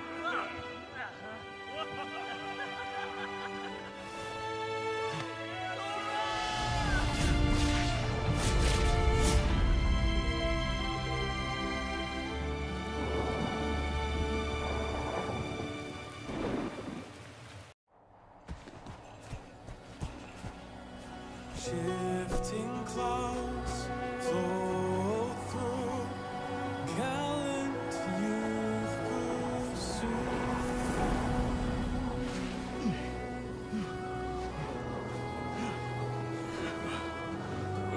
We've been searching for days, Sora! The shifting cloud is just ahead! Look!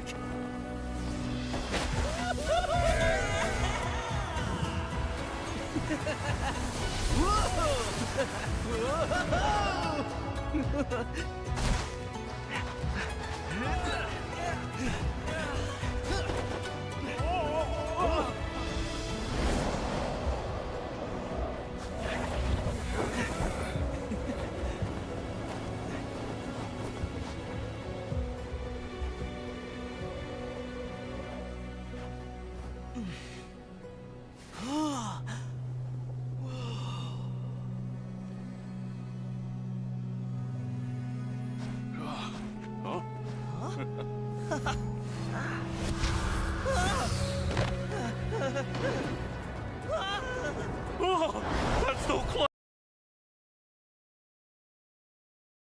And gentlemen, and welcome back. You guys are watching the Realm of Rivals, and this is going to be the second series of the day. And I'm pretty sure a lot of people have been waiting for this moment because the teams are fantastic. Both the teams really gonna go have a very good clash. Let me introduce them. It's gonna be Godlike Esports versus weekends on Thursday. Quite unique names, but let's see what will happen. Again, this is going to be a best of three, and I have Ricardo with me today. Hello, Ricardo. How are you doing? Hey, hello, I'm doing great. I'm so excited to watch, them again. And the thing is, I haven't seen WOT Esports yet, but I'm so excited to see them because it's hard to get to the best of threes, especially, later on in the tournaments as well. So they have definitely proven themselves up to this point, but let's see how they're gonna go against the supposedly best team of India, which is gonna be Godlike, which they wanted the Mythic Showdown as well.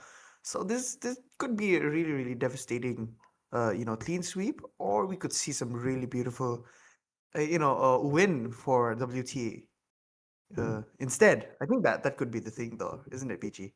Yep, anything could happen. I am really curious to know what will be the result. We'll be going to the draft very soon, but before that, let me tell you something.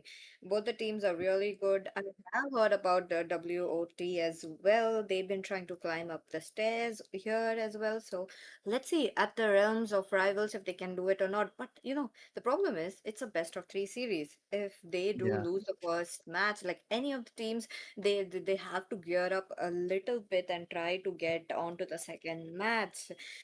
But anything will happen.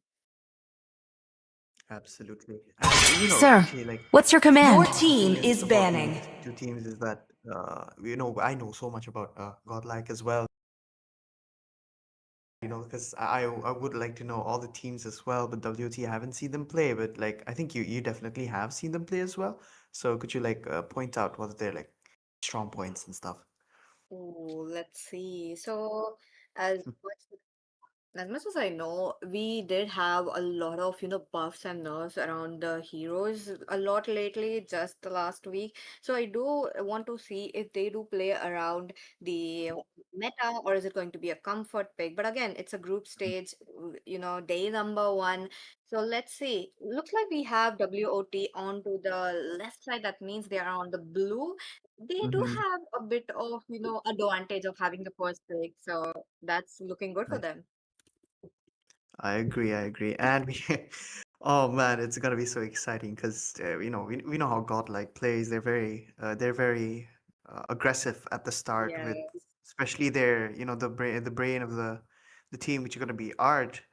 He makes sure that most of them don't play. And oh, that's gonna be a respect ban for Van because he's so good with the Fanny, and he's yes, currently maining the Hayabusa as well. So let's see how it goes. Lucas is back in the meta, so they have a lot of plays for Vaughn as well, and Art's just gonna be able to make up easy combinations for his team as well. But let's see what they're gonna do. let's see. There's a lot of potential. Quite a few heroes already getting banned. For on the side of WOT, it's most like comfort heroes getting banned. On to the other hand, I do want to see if we are getting tankiness such as the Exberg, who nowadays have been creating ruckus onto the goal lane. Yeah, So godlike, I feel like they might pick it up. yeah, absolutely. And the thing is, he's versatile, so they can just take him into the jungle as well. And speaking of which, that's why I've been seeing so many Xborg being banned up in rank, especially. I thank you so much, Peachy, for explaining that because I was so confused. I was seeing him. We mostly see him in the EXP lane or the jungle, Yes, and then out of nowhere he just pops up in the gold lane. I understand if there's an Esmeralda or a tank in the or like tank fighter like Lapu in the gold lane, but it yes. didn't make sense to me as to why he was being picked for the thing. But we do see a Zushin being banned out here as well. We got Irithel, if not mistaken. Oh no, sorry, we got Hilda being banned out as well. That's crazy.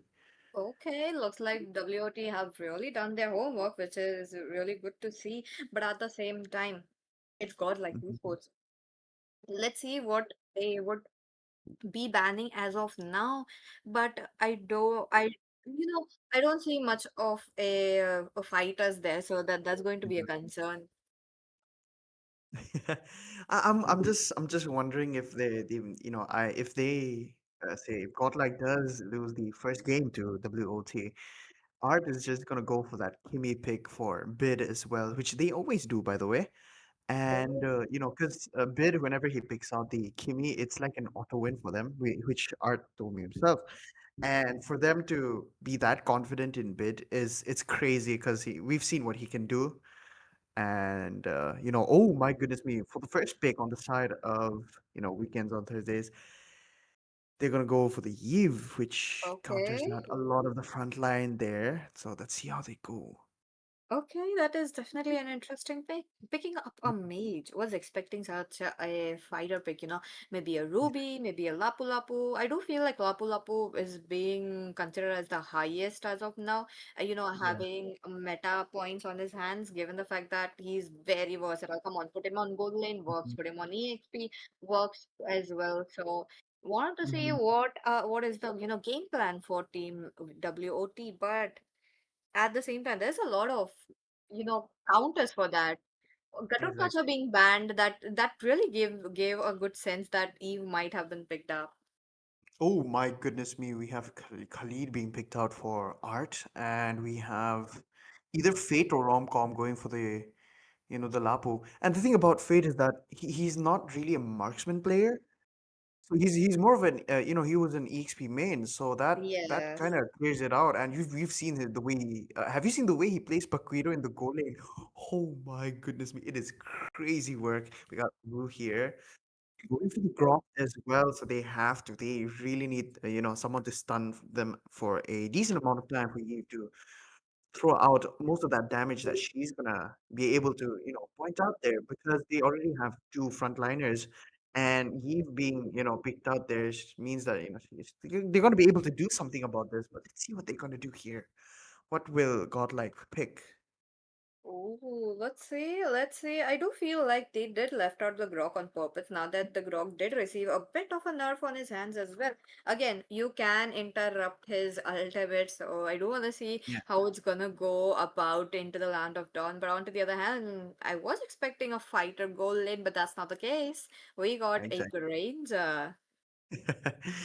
Oh my. Okay, so Granger is shining out so brightly in this current meta. I do not know how or why, but it seems as though like his damage is becoming really really great, and especially like even if you're in a losing team, as long as your Granger is having those stacks and he starts farming up those Sky Piercer stacks as well, it's gonna do really good. And that means that Fate is going for Granger, and we got a Romcom with the Lapu as well. Khalid is obviously Art, and now let's see what Van and Romcom sorry Van and Bid. Yeah, sorry. Oh my goodness. Ooh. Is Oh, it going to be a crazy. veteran pick on the jungler? It could be. It could be.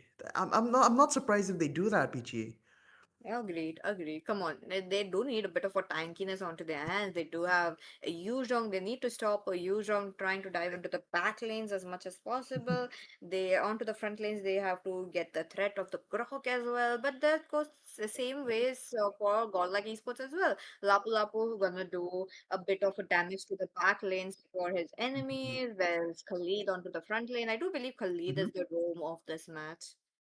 Exactly. And I like that Thamos is being forced out here because he deals a huge ton of damage in early game. So most of the time, and I think I usually pick Petrify, but for those who are using Vengeance and stuff, it's more of the late game thing. But he's a really really strong 1v1 hero, and he always proves up to this point no matter the amount of stuns that they give. But oh my goodness me, WOT have done their homework. They know Bid's main hero, and Kimmy is being banned out here. We got Valentina being banned out as well. That was a really really good. I was thinking of seeing a Valentina from Bid, but they've countered that out as well. So let's see what they're gonna pick. Because Farsha is still open, Kadita is still open as well, isn't it, BG? I do feel like it's gonna be a Khadita. Come on. Godlike Esports did ban off Esmeralda for the Granger.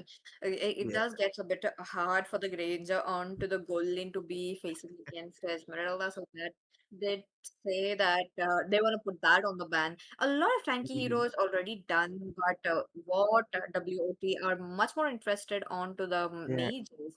Interestingly enough, I do feel like there might be a Kadita or even a Sicilian. Very rare chance though. Yeah. Oh my goodness me. What art is taking? Art has picked out the.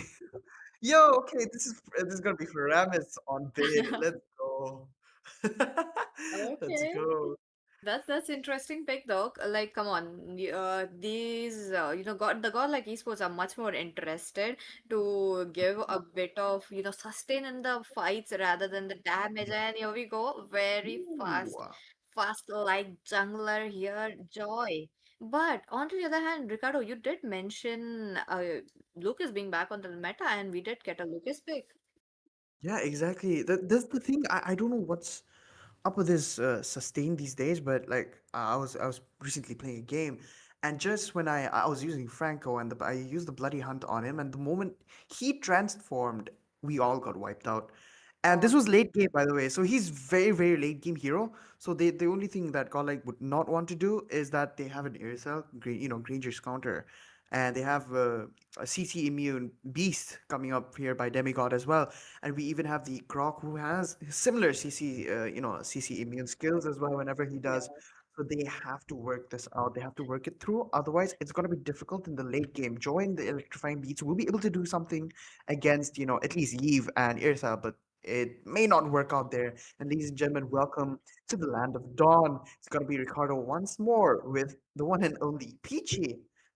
Let's go, let's go. Already it's 20 seconds into the game. Aggressive mid lane bid though. He knows he's low, but he can pick up the soul lantern, but has to pop up the flicker to avoid those bloom damage from Nilu H. Right here. No first blood given, but I do feel like it's just very fair matchup onto the goal lane. Look at that. The Irithel being one of the oldest counter for Granger, that's a very classic pick. So I am interested to see what will be around into the goal lane for free. Yeah, exactly. And oh my, okay, Grok is showing a lot of damage. Crazy work there. But Khalid and his healing sand, the way I think he just eats the sand. If that's just my superstition to heal up, but yeah, let's see how it goes. It works out well for him, and he's gonna be staying a lot more. And I really love the fact that most of these heroes they've taken out the mana, which was a huge problem for most of these heroes. Say like Grok, Yeah. there's Khalid, no, Yuzhong never needed mana. Even Guinevere, yeah, Guinevere needed before. And it was really hectic to go against that. Vaughn is trying to get a really good kill. Oh, Flicker has been popped up. They do know now that, he's not going to have the flicker for the turtle that's coming up as well. So let's see what they're going to do. Irithel looks like he's in trouble here. Vin might be yeah. falling down in the hands of fate. But oh my goodness me, that was so close. Both the MMs are really low. The turtle has spawned up. And it's going to be up to Vaughn here. Grok not having the flicker really plays a good part here, given the fact that it will be a hindrance towards the turtle. And this is what I was talking about. Demigod is waiting around. He is not Yeah. trying to initiate, which is a good sign. But the Grok though doesn't have the flicker, might be in a potential, out of the way. But okay, goes into the back line. There comes the Lucas with his ultimate. Oh Look at no. him, and he got the first Oh blood. my The goodness me. jungler himself falling down, but Nilu not stopping. That was a very good RWM. Now it's time for Godlike Esports. Look at them. They are still trying to get them away from the turtle, but Hujong though not getting the way. Oh man, like the thing is, Romcom, like he was just waiting for the transformation, and even though both have CC immune, it's just one deals a lot more damage, which is gonna be Lapu, and he does once again. No way. Oh my goodness, that was a huge ton of damage, and they've given away both the turtle and the buff as well. Nimu looks like he's in trouble here, but will be back off, poking a little bit though. That is. Oh my goodness me, they've opened up a really huge jungle area for Van as well. So this is looking pretty good on their side. So the first game might seem like it's going to godlike, but we may never know because late game there's Irithel, there's Eve with the 1 second series, there's Dragon coming around, making sure that Bit is gonna be wasting his ultimate there most of the time as well, and Granger. So let's just see how it goes. Let's see. So far, so good for the side of Team God. Like esports gathered up 3 kills onto their hand. I love how art is all around the map, especially Yeah. dealing damage towards the mage, enemy mage. It's been really looking good. I mean, come on, put Nilo away. You just saw the RWM, but okay, Romcom has another plans. Okay, now that Grok. Oh my goodness, what a beautiful knock-up. The real manipulation had been popped up as well. The Bragg Dragon form. Bit is forced to flicker out, but Romcom gets a beautiful killing spree on their side as well. Abu still goes down as well as Art is the one that secures the kill.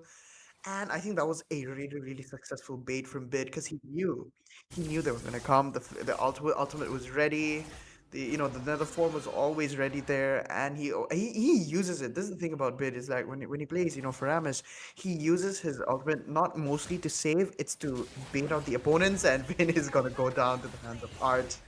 There we have it. He goes to the hands of the roamer from the side of Godlike as well. Okay, okay. Look at them. 6 kill gather onto their hands. God like esports. There goes Art as well. But Demigod once again take it off. That is such a good, gank on that. They knew Grok was on the bot lane, Art giving them the information. But wait a minute, Win onto the other side. Doesn't look good. Granger picks up the kill. He does have Oh the Sky no. PS, so Grok goes off. But no, there is a Oh chase, no, and that's so close. chase won't be reaching up to Grok.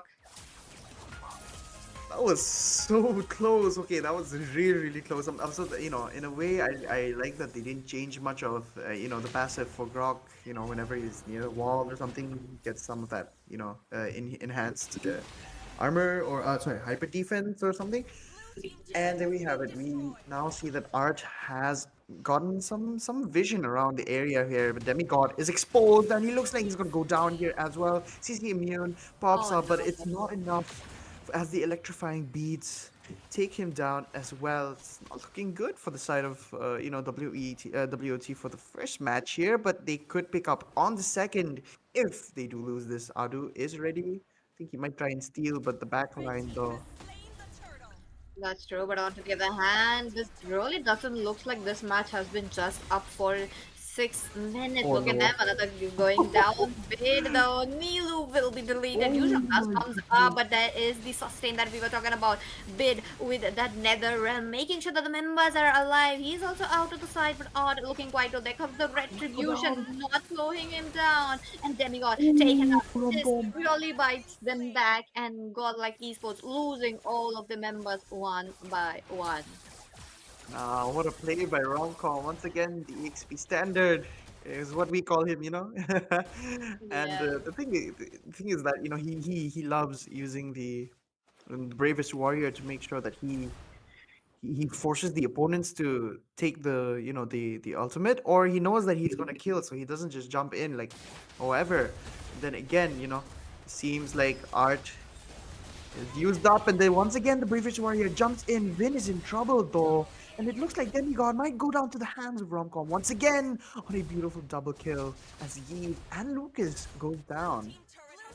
Okay, Lucas unable to farm, not getting any of his own buff. That is just bonkers. On to the other hand, I do see Romcom trying to go towards the back lines as well as bid for that extra sustains.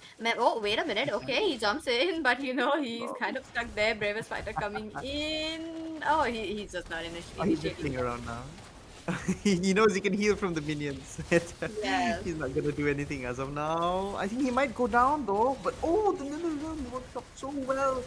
As I think the beast bomb misses the shot there, and Romcom was almost taken down, but Adu gets killed off as Fate is the one that shuts him down with the the Sky Piercer. Once again, there's so many stacks here that he already has on both the Sky Piercer and his passive, so that's not looking good. Art there coming on with a fleeting Sandstorm. Real world manipulation has been popped up as well. Third dive going in. Vin gets taken No down by way. electrifying beats. Oh my Taken god. down, but no, he goes away with a silver of an HP left. Art is kind of stuck there. My goodness me. Crazy. Crazy see right here coming in. 8 minutes into the game, the Lord is up, Joy is alive, the inhibitors are falling down. That means Godlike Esports can go in for a bit of a push, but they do need a bit of minions. I do feel like the wave after could be the chance. Wave synchronization really looks good. Look at the bottom lane, look at the top lane. Team WOT cannot do anything. Grog does and shuts down Oh the no. exit part. Demigod will be taken down. That would be fate for you. 5 kills already picked up, trying to go in for the triple. Will he be able to get it? And yup, it's the maniac coming in. And is he trying to go in for more? But that is a little bit not possible because Art looking quite low. Without Lord, Team Godlike Esports wants to end this up. And the first match will go to the hands of Godlike. I would have, the thing is that WOT really had a good what you call it, a good, really good lineup. But the Yes. thing is, Lucas is very situational in a sense where you can't always just pick him. So I think this was one of the very few matches that he should have not been picked because they had too many dashes. Not only that, they had a lot of CC coming in, and they had a lot of skill escapes as well, and over the fact that they had Art who was going in making marking the mage most of the time as well. So Grok was forced to either defend his mage or go help the jungle. So putting your opponents in a really bad situation like that is what really kind of wins most of the games as well. So it's mostly mind games and skill that is required when it comes to playing games like these. Yep, Grog did not have a choice right there. He had to make sure to get one or the two, but did to Hmm. get the page on the way. But at the same time, Fate though, paying up a maniac in the first game, without any deaths, Hmm. 8 minutes under, without the Lord, that is pretty impressive coming in from the side of Team Godlike Exactly. Esports. Do they want to go in for like a 2-0 score? Probably they definitely probably trying to go for the clean sweep as well because I mean that's how they usually do. But then I think I think maybe they might give this round away. It could be like that. Let's see, because they might make a few mistakes as well. Because the first match, if you win, you do kind of get a little bit casual in a sense where you just won the first match, so you still have one more chance, but the opponent does not have. It is going to be their last chance if they do miss it out. It is the best of three. So let us see what WOT can do because banning out I think the comforts, it's really good, but I think they should really focus more also on like I think if not mistaken, it's got to be mostly Art because he gives away so much vision and he knows where to position himself as well. So the main issue would be is that how will they get to bid if they're gonna ban out, if they're gonna face Art as well. That's true, that's true. Curious to know what will happen into the Mhm. game number two. WOT Esports really have to come up with a win if they want to give a good matchup against Team like Esports. But with that, ladies and gentlemen, let's go in for a short break so that Mhm. the team. Oh, wait a minute. Maybe or maybe not, but let's see. Are we getting a result page? Yeah. And oh my, okay, so it is too. Oh, it is. By the way, guys, please do stay tuned. Please like and subscribe as well. Share around with your friends because it's just the best of threes. It's not the best of fives yet. It's the finals yet. So, guys, we love you all and thank you so much for the support as well. Match will be coming up soon, so please, guys, do not worry. We're not going to go on a short break. PJ and I will be gambling around, but just as I've mentioned that the MVP actually goes to Romcom as well. 21% KP. We got the gold per minute at 7,163. That is crazy. Oh my goodness. That's true. That's true. MVP right here. 10-1-5. I think I really thought it would be into the hands of Fate, but it wasn't Hmm. Fate. Come on. Jungler did a very fantastic job moving around the Yeah, map, left, right, up and down with the turtles for the exactly. team and giving those damage. Absolutely. And I love the follow-ups coming in by Vaughn as well, because he knew when to Yes.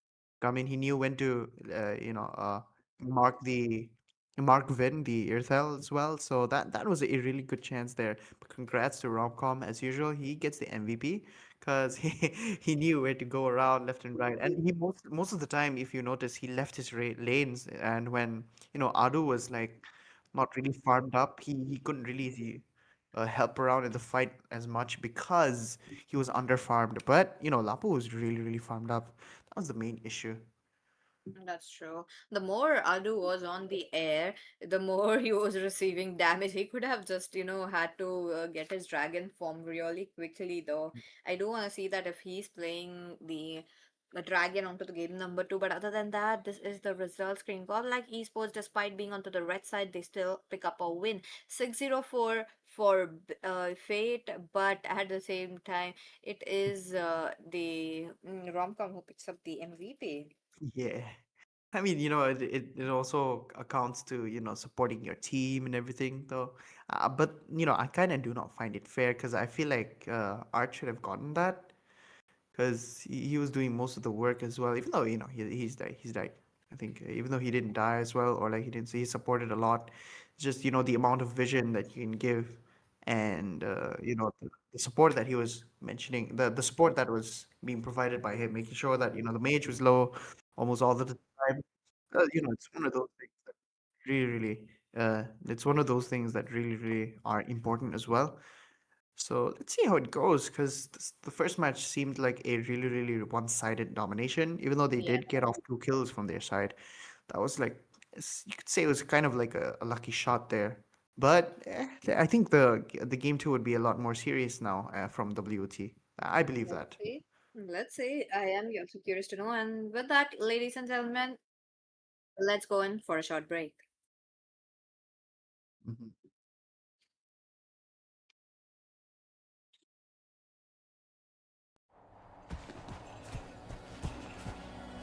Shifting clouds flow through gallant youth pursue.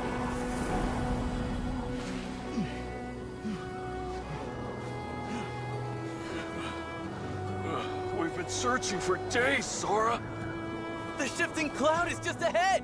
Look!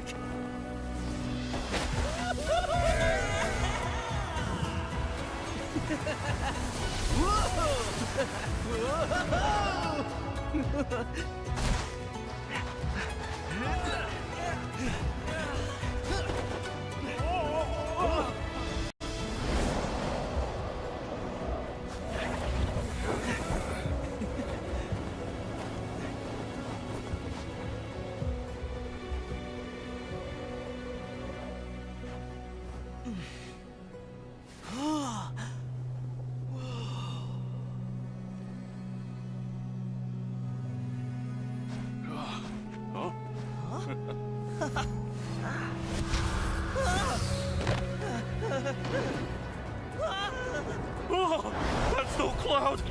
That's a sandstorm!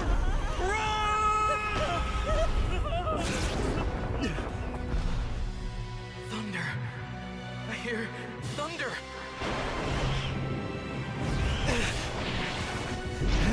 It's here! I know it!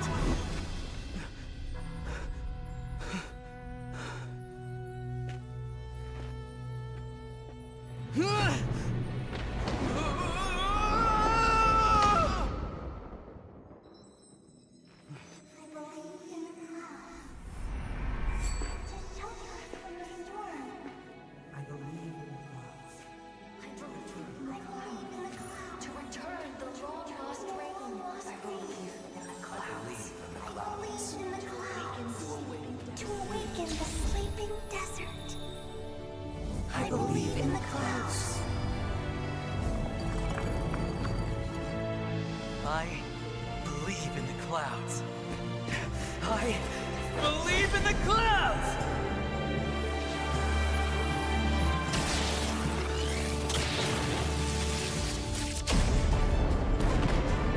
Wow! Hey! Whoa!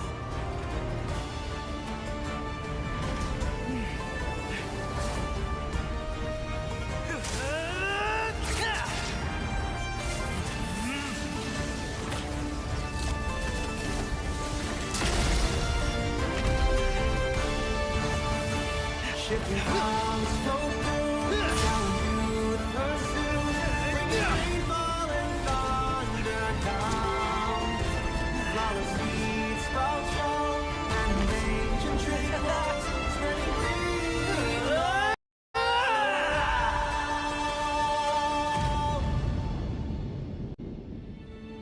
See? Oh, welcome back, ladies and gentlemen. You guys are watching the Realm of Rivals. Back again with another match. This time around, let's see if Team Godlike Esports take it away in a clean sweep. Or is it going to be WOT giving a good matchup? With that, this is Peachy once again for this series along with Ricardo. Hello, Ricardo. What do you have to say about the first match? Though, come on, we just witnessed a one-sided. Is it going to be the same case for the game number two? It was actually, PG, and I was just, oh man, I was checking the replay there. I'm so sorry. The thing was, I noticed a lot of openings that WT had given away, and the thing is that they need to work on that because they can't really so you can't really depend on your mage when you can't really do most of the when you can't sustain the front line or get the one which you're supposed to get. And the thing is, like, they mostly focused on trying to get bid, which had the nether form, which basically saved him most of the time. And that was the really big issue because if I mean, bid was the main issue, but then again, it's that they focused on him too much of the fact that they were, during the group fights as well. So that was one of the main reasons why a lot of group fights was lost, and WOT was kind of falling off there at the farm as well because they did lose a lot when it comes to the group fights, just trying to mark out one or two heroes when they should have been at least trying to go for a full on 5-on-5 there. But let's see what WOT is gonna do. We have Godlike having the first pick this time as well, so let's see who they ban because they although WOT did lose that match, Godlike kind of had a bit of trouble with the Eve and the Grok as well in a bit. So I think they might do something about that. So let's see what Godlike do. Could be a ban. I mean, come on. WOT did make sure to get a comfort ban, so why not them as well do the same? So Exactly. let's see. But interestingly enough, Sora did got banned. So this means Sora was open all this time. I really Yeah. thought that since he was a new hero that you can't pick it up for 2 weeks. Oh, dude, he's crazy. I've never seen someone properly sustain against Yuzhong at level 4, and there comes Sora, who just annihilates his HP at the same time, not dying from Yuzhong's, passive and damage as well. Even in the Black Dragon form, he's really difficult to kill, but he gets taken away so easily. Sora, that is crazy work. And we got Yves being done out here from the side of WT. So it's oh man, what are they trying to cook? This is crazy.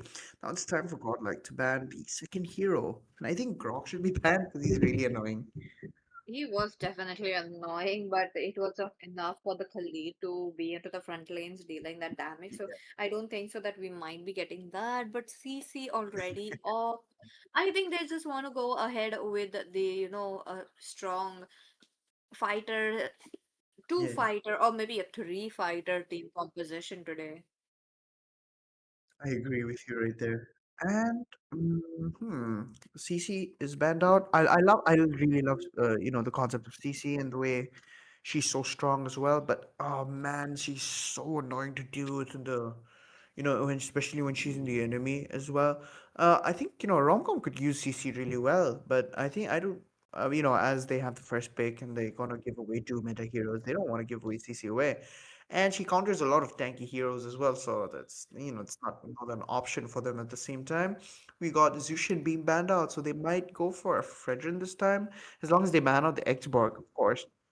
Need to ban that out. We have Yushong. Okay. Okay, okay, this is definitely an interesting pick that's coming up from the teams right here. A lot of comfort heroes getting banned, a lot of heroes that was there into the first game getting banned. So yep, as you mentioned, Ricardo Grok already onto the ban list. But what would be the first pick? And it is interestingly enough a Harith. Was expecting a Granger though. Yeah, I was expecting a Granger. I was expecting Yi. Oh no, no, not Yi. Sorry, I was gonna expecting like a mage. Kimmy is there. We got Hilda. We have Irithel as well. We have even Esmeralda was open, but we got Vin and Gumo here from the side of WOT going for the Esme pick. The previous game they weren't able to pick because Godlike banned it out. They have Estes. What is Art cooking at this point? I think they're just trying to, they're just experimenting at this point because they know they have the first game. They can win the second one if they get serious. And as long as they have Kimmy, that is, or like whenever Phage is trying to do something. But I think they're actually experimenting this time because you don't see an Estes. You do not see an Estes in the tournament. Oh, In the tournament phase. This is weird, but I'm liking what I'm seeing. I know this sounds really weird, but this combo of Barats and Estes really, really slaps. You will just see how Barats will be dealing damage, not only sustain. He did get a buff while he does when he pops his ultimate. He will be dealing extra damage when the enemy comes out of his. Yes. So you're gonna see how much damage is going to be. So let's see what is it going to be. There's Lunok there with a bit of it's a safe pick. You can actually immune, you can actually escape, you can actually deal damage as well. So that is looking good. Esmeralda most likely onto the goal lane. But let's talk about the ban very quickly. There is a Xborg, there's a Granger, might possibly we may be looking at a Irithel as well. Yeah, I'm hoping to see that though. But I guess even Brody is still open. Brody is really really good at taking down Esmeralda and tanky heroes specifically because he's not a DPS hero. He's more of a damage burst ish type. So if they don't have anti, they're gonna die anyway. And even with the crazy part is that even with anti Kiras, it's so annoying to defend against Brody because he stacks up that damage, and there's no way in heck the passive of that is going to help you. Even blade armor is not going to work at the point. But it does help with when he uses the broken fragments, and they have an Angela for the Esme and the Basha this time. Let's see what they're gonna do. This is crazy because we know that Lunox. I think Lunox is going to the goal lane. That would be a lot more better, especially going against a Harris. We got Esmeralda, who should, in my opinion, go to the EXP lane. That's true. That's true. To answer the healing that Godlike Esports have been Mhm. come up with, they have gone with an Angela.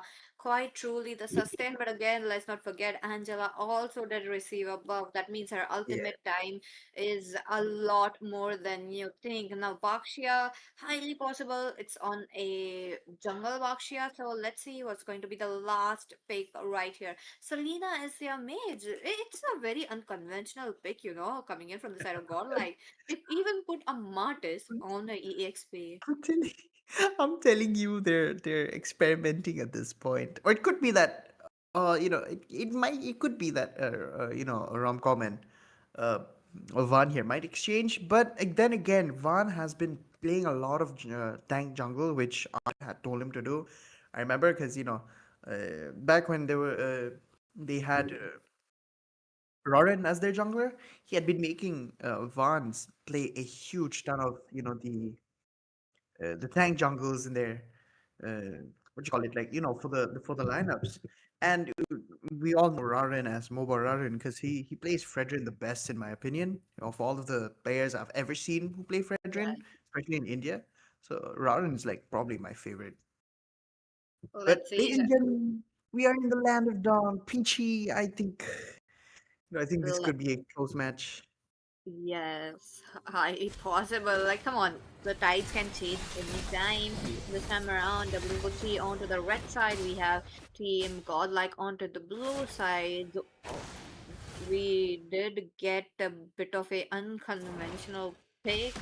I think this is the first time I'm actually watching rom-com on the Martes. It's like a damage fighter rather than a fighter that has been such a, sustain and damage dealing, like, such a lapu Yeah. lapu. Well, I agree with you there, but oh my goodness, Bit is so close to getting killed off as Adu. And Vin were able to do something, but the Abyssal Arrow goes in as well. It seems like the dashes are going in. We are stuck watching Gumo, but I think it's fine for now. And there we have it. Looks like Romcom might get another kill here, and oh no! Middle lane? Flicker has been popped up by Hilda and is saved instead as well, so it's just... Okay, that was crazy work. Interesting lineup from both the sides. Looks like Team WOT would love to, switch it up for a tank, which is a good theme. Come on, they needed sustain. Onto the last main, they weren't able to get much sustain into the team fight, and build as their, mage, it was a problem. But onto the same note, Ricardo, we are having the turtle spawned up. That means it is going to be a bit of a first blood situation on our hands. Exactly, I agree with you. And I think the turtle is gonna go to the hands of Godlike with Vern and his superiority. And there we have it. That's what I call it. Hilda might go down his hands a bit, could be, but oh my goodness, Vaughn misses the dance that goes in. Romcom dealing huge ton of damage, and there we have it. He gets the execution on their side, and he might get another one. Double kill goes in, and it looks like he's going for the maniac, but I think he gets the triple kill and he's going for a maniac. Yeah, there we have it. I knew it. I knew it. The moment he went in, he knew Art was gonna use up all of his skills to make sure that he stays in the fight, and he gets it. Oh my goodness, it's not even 5 minutes into the game, and the gold bar of the mid lane has been already taken down with half of its HP. That is truly such a, hard push right there onto the mid lane. That's looking quite good. Onto the other hand, Harith as well as the Lunok doesn't have much to do. Again, agreed. Both needs appropriate items onto their hands to actually deal damage, but win onto the other hands can play aggressive unless Team Gold like esports come up to the top lane, which might be a problem for win as well. Okay, Gold Crab contest a little bit, but do you see this level difference Oh, on the top lane? we got Romcom getting shut down in the bot lane. I think he played a little too aggressive there, and he was turret diving. But look at Fade goes in. That was a huge ton of heal coming in. Shield is there as well. Art getting stunned there. He does get taken down by Demigod, but the amount of damage coming in here, Vaughn, is gonna be able to help around in that as well. Bit is able to secure the kill. Nilu is forced to use that flicker as well. Rumo goes in for the bid, but not going to go down as yet. Vaughn still gets taken down, but he goes and takes away one instead as well. Nilu looks like he's in trouble as Romcom comes in. At this point, he's just dunking on people. Yeah, He's just yeah, yeah, dunking on that's people right. at this point. Oh man, Romcom. What is this? Right from the bottom lane to the top lane. But a team got like esports targeting Art was such a good move. They knew they had to take down Art who deals that healing damage, and this is the reason why there was a bit of a crack onto the previous time fight we have seen. But okay, Van onto the other hand trying to pick up some stacks onto the turtle. Second turtle being spawned up. Who is it going to be? Exactly. I think he's gonna go to Van once again. His retribution is really strong, and he's not gonna take a Uh-oh. loss for an answer. And Killing Spree comes in for Martis once again. He's roaming around. He knows where Gumo is, and he might go for the shot there. Bid goes in. Ew. Oh Oh my goodness! He no. and gets a double kill. That his HP is too Ew. low, but he's got art as well. Bit goes in for the dash, but Demigod and Gumo might not be able to survive this as Romcom once again goes in, gets the kill with the Sky Piercer as well. Oh, the Abyssal Arrow was there. We'll see the synergy between heroes and men. On to the other hand, looking quite low, will be taken down by Fate. That is quite unfortunate. Team WT are losing their members, losing their turrets, which is not looking good. But on to the same note, I would love to talk about the synergy between Bid as well as Romcom. Bid lowers them, tries to get them dead, but Romcom jumps in with his decimation, which is just enough to take Yeah. almost a 1/4 HP of this Esmeralda. Even an Esmeralda with the Angela is not Red team safe. turret has been destroyed. Oh, oh man, this is crazy though, because I didn't expect it to work out this well. But then again, at the same time, they're just experimenting at this point. It is there, a decent amount of counters as well. But look at that. Once again, Monster comes up for Romcom. He's going in. What a savage this time. I think he's going to get a double kill. And he goes, look at Romcom. He misses out on that though. Mortal Coil might go in. Okay, we got three of them there. Romcom is going in. He's still going in. They don't have flicker or any escape skill. Another one comes in. Sky Future pops up. There we have it. A legendary goes in, but not enough for the triple there. And I think it's too much time Okay, though. okay. A lot of turrets have been swept out from the side of God. Like, look at that, Angela getting turned up. Rom-com still waiting, but really took a lot of damage from this Esmeralda still there. Angela did fall for a hard guard, but that is not enough. Esmeralda will be taken down. Fate, on the other hand, rely on Estes for the heal. He does get the heal, he does sustain the damage, but his mana is low. He does need the purple buff to actually go back onto the team. This time around, Godlike Esports have a little bit of a less resources than we expected. Wait. Oh, okay. That was just a teaser once again. Rom-com going in and out. Oh, okay, there we have it. The third dive has gone in. Wrong form. He's trying to go in, but Van gets the kill on their side as well. Oh, beautiful flicker coming in there. Art goes in. He uses his ultimate skill. The anti-heal is not working well, and Demigod is taken down to the hands of Bid. And Romcom goes away, skates through the flicker with HP there. Oh, the arrow! Oh, so close. I think this is too one-sided at this point. I think Again. the only way they're getting the kills is because they got like the team got like they're getting too greedy and they're just going down because they want those kills rather than supporting the team or just trying to win this point. Yeah, I mean, come on, they are turret driving, just trying to make sure to get onto the team. Once again, onto the top lane, there comes Rom-com, trying to make sure that he is trying to go out as much as possible. But Estes with the healing, allowing him to be there. Fate picks up the mega kill. There comes the Van as well, who can sustain a lot of damage from the turret. A turret really deals a high amount of damage. Turrets are going down. This means this is a green signal for the god. Like he's going to go win and win.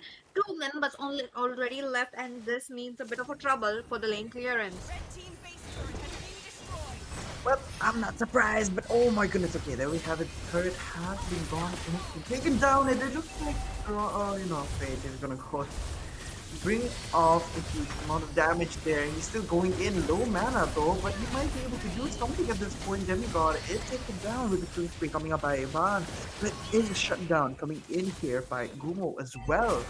Adu goes in, might be able to do something here, but he still gets away with it, and Lunox is almost close to being taken down, but I think Adu's not going to be able to sustain any more of that HP. But oh my goodness, we see the hard guard being Team popped Hero up there, has been but Adu slain. still goes down. The hands of Arch and Gilu and Bid there as well. The heal is coming up strong as well. Double kill comes in for Arch as well.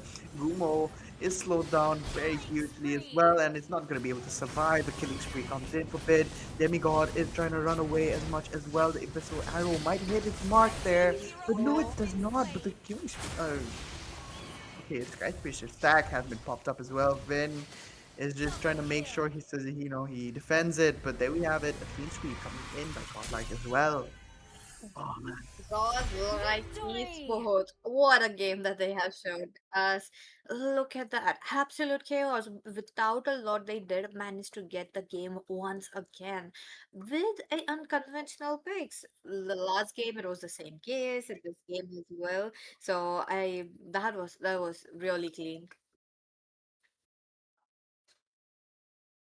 Whew, I wasn't surprised that it could have been it was gonna be a 2-0, a clean sweep. But man, I was hoping a lot more resistance coming up by WOT though. But then again, Yep. it is what it is, ladies and gentlemen. They, got congratulations to Godlike going on to the next round as well. Don't worry, WOT, you guys did well. Guys made it all the way to the best of threes. It's really difficult. There's a lot of good teams out there as well. So I think uh, the next team's coming up soon as well. It was really, really unexpected. I think it Yep. took really less time compared to most of the matches, hasn't it? That's true. I mean, this might be the fastest match that we have seen, but other than that, ladies and gentlemen, do wait for the results Mhm. screen. Even I'm curious who's going to be the MVP. Last game it was Romcom. This game, is it going to be Van or Art? Oh, man. I'm not sure, but I think it could be rom-com, in my opinion. Could be rom-com because Oh yeah. he had such a huge gap in the early game, and then he he accidentally lost it because he was being too greedy, trying to get that Esmeralda in the third dive. But then again, it went from a 4-0 double zero to a clean KDA to a 4-1-0 at that early game. But let's see how it goes though. He got a lot of eliminations and a really wonderful what you call it rotation coming up the moment he turned level 4, and he had the Sky Piercer ready as well. But we got Art, he was healing up a lot, and especially, the last phase there. He did not back down. He made sure that Bid and both a Bid and the Fate there he was healing them a lot, even though he was low on mana himself as well. And the hard card popping in by Adu on Adu was a little late. Otherwise, I think they could have definitely, they definitely won that. And oh, there we have it. We got the MVP. Oh, it's actually Bid. What? Oh, okay. What? You called it. You called it. What the heck? You actually called Okay, it. this is definitely interesting to see. I was expecting Romcom once again to be the MVP, but I guess Bit doesn't want us to give it away. Like, come on, two in a row. A Bit said no. Yep. But it was just like, I'm gonna troll, but I'm gonna take the MVP. I know how to play Selena. I like her, but this match is not really a Selena match, but I'm gonna pick it anyway. I'm just gonna show you what my arrows can do. I'll just slow them, I'll slow down Basha, I'll slow down most of the heroes, I'll give you the vision you need, but the MVP is mine. That's true. I'm not gonna take your kills. I'm just gonna steal it. Steal the MVP with the assist, man. Actually. Oh, this is That's crazy. true. That's true. But what again that we have seen two maniacs back to back. At first, it was a Fate onto the goal lane with the Grainza. The second game, it was the Romcom with the Mhm. Martis. Crazy game that God like are really showing. I agree with you as well. But man, yeah, there we have it. We have the resulting phase here. We got Fate on a beautiful 5-0-14 actually.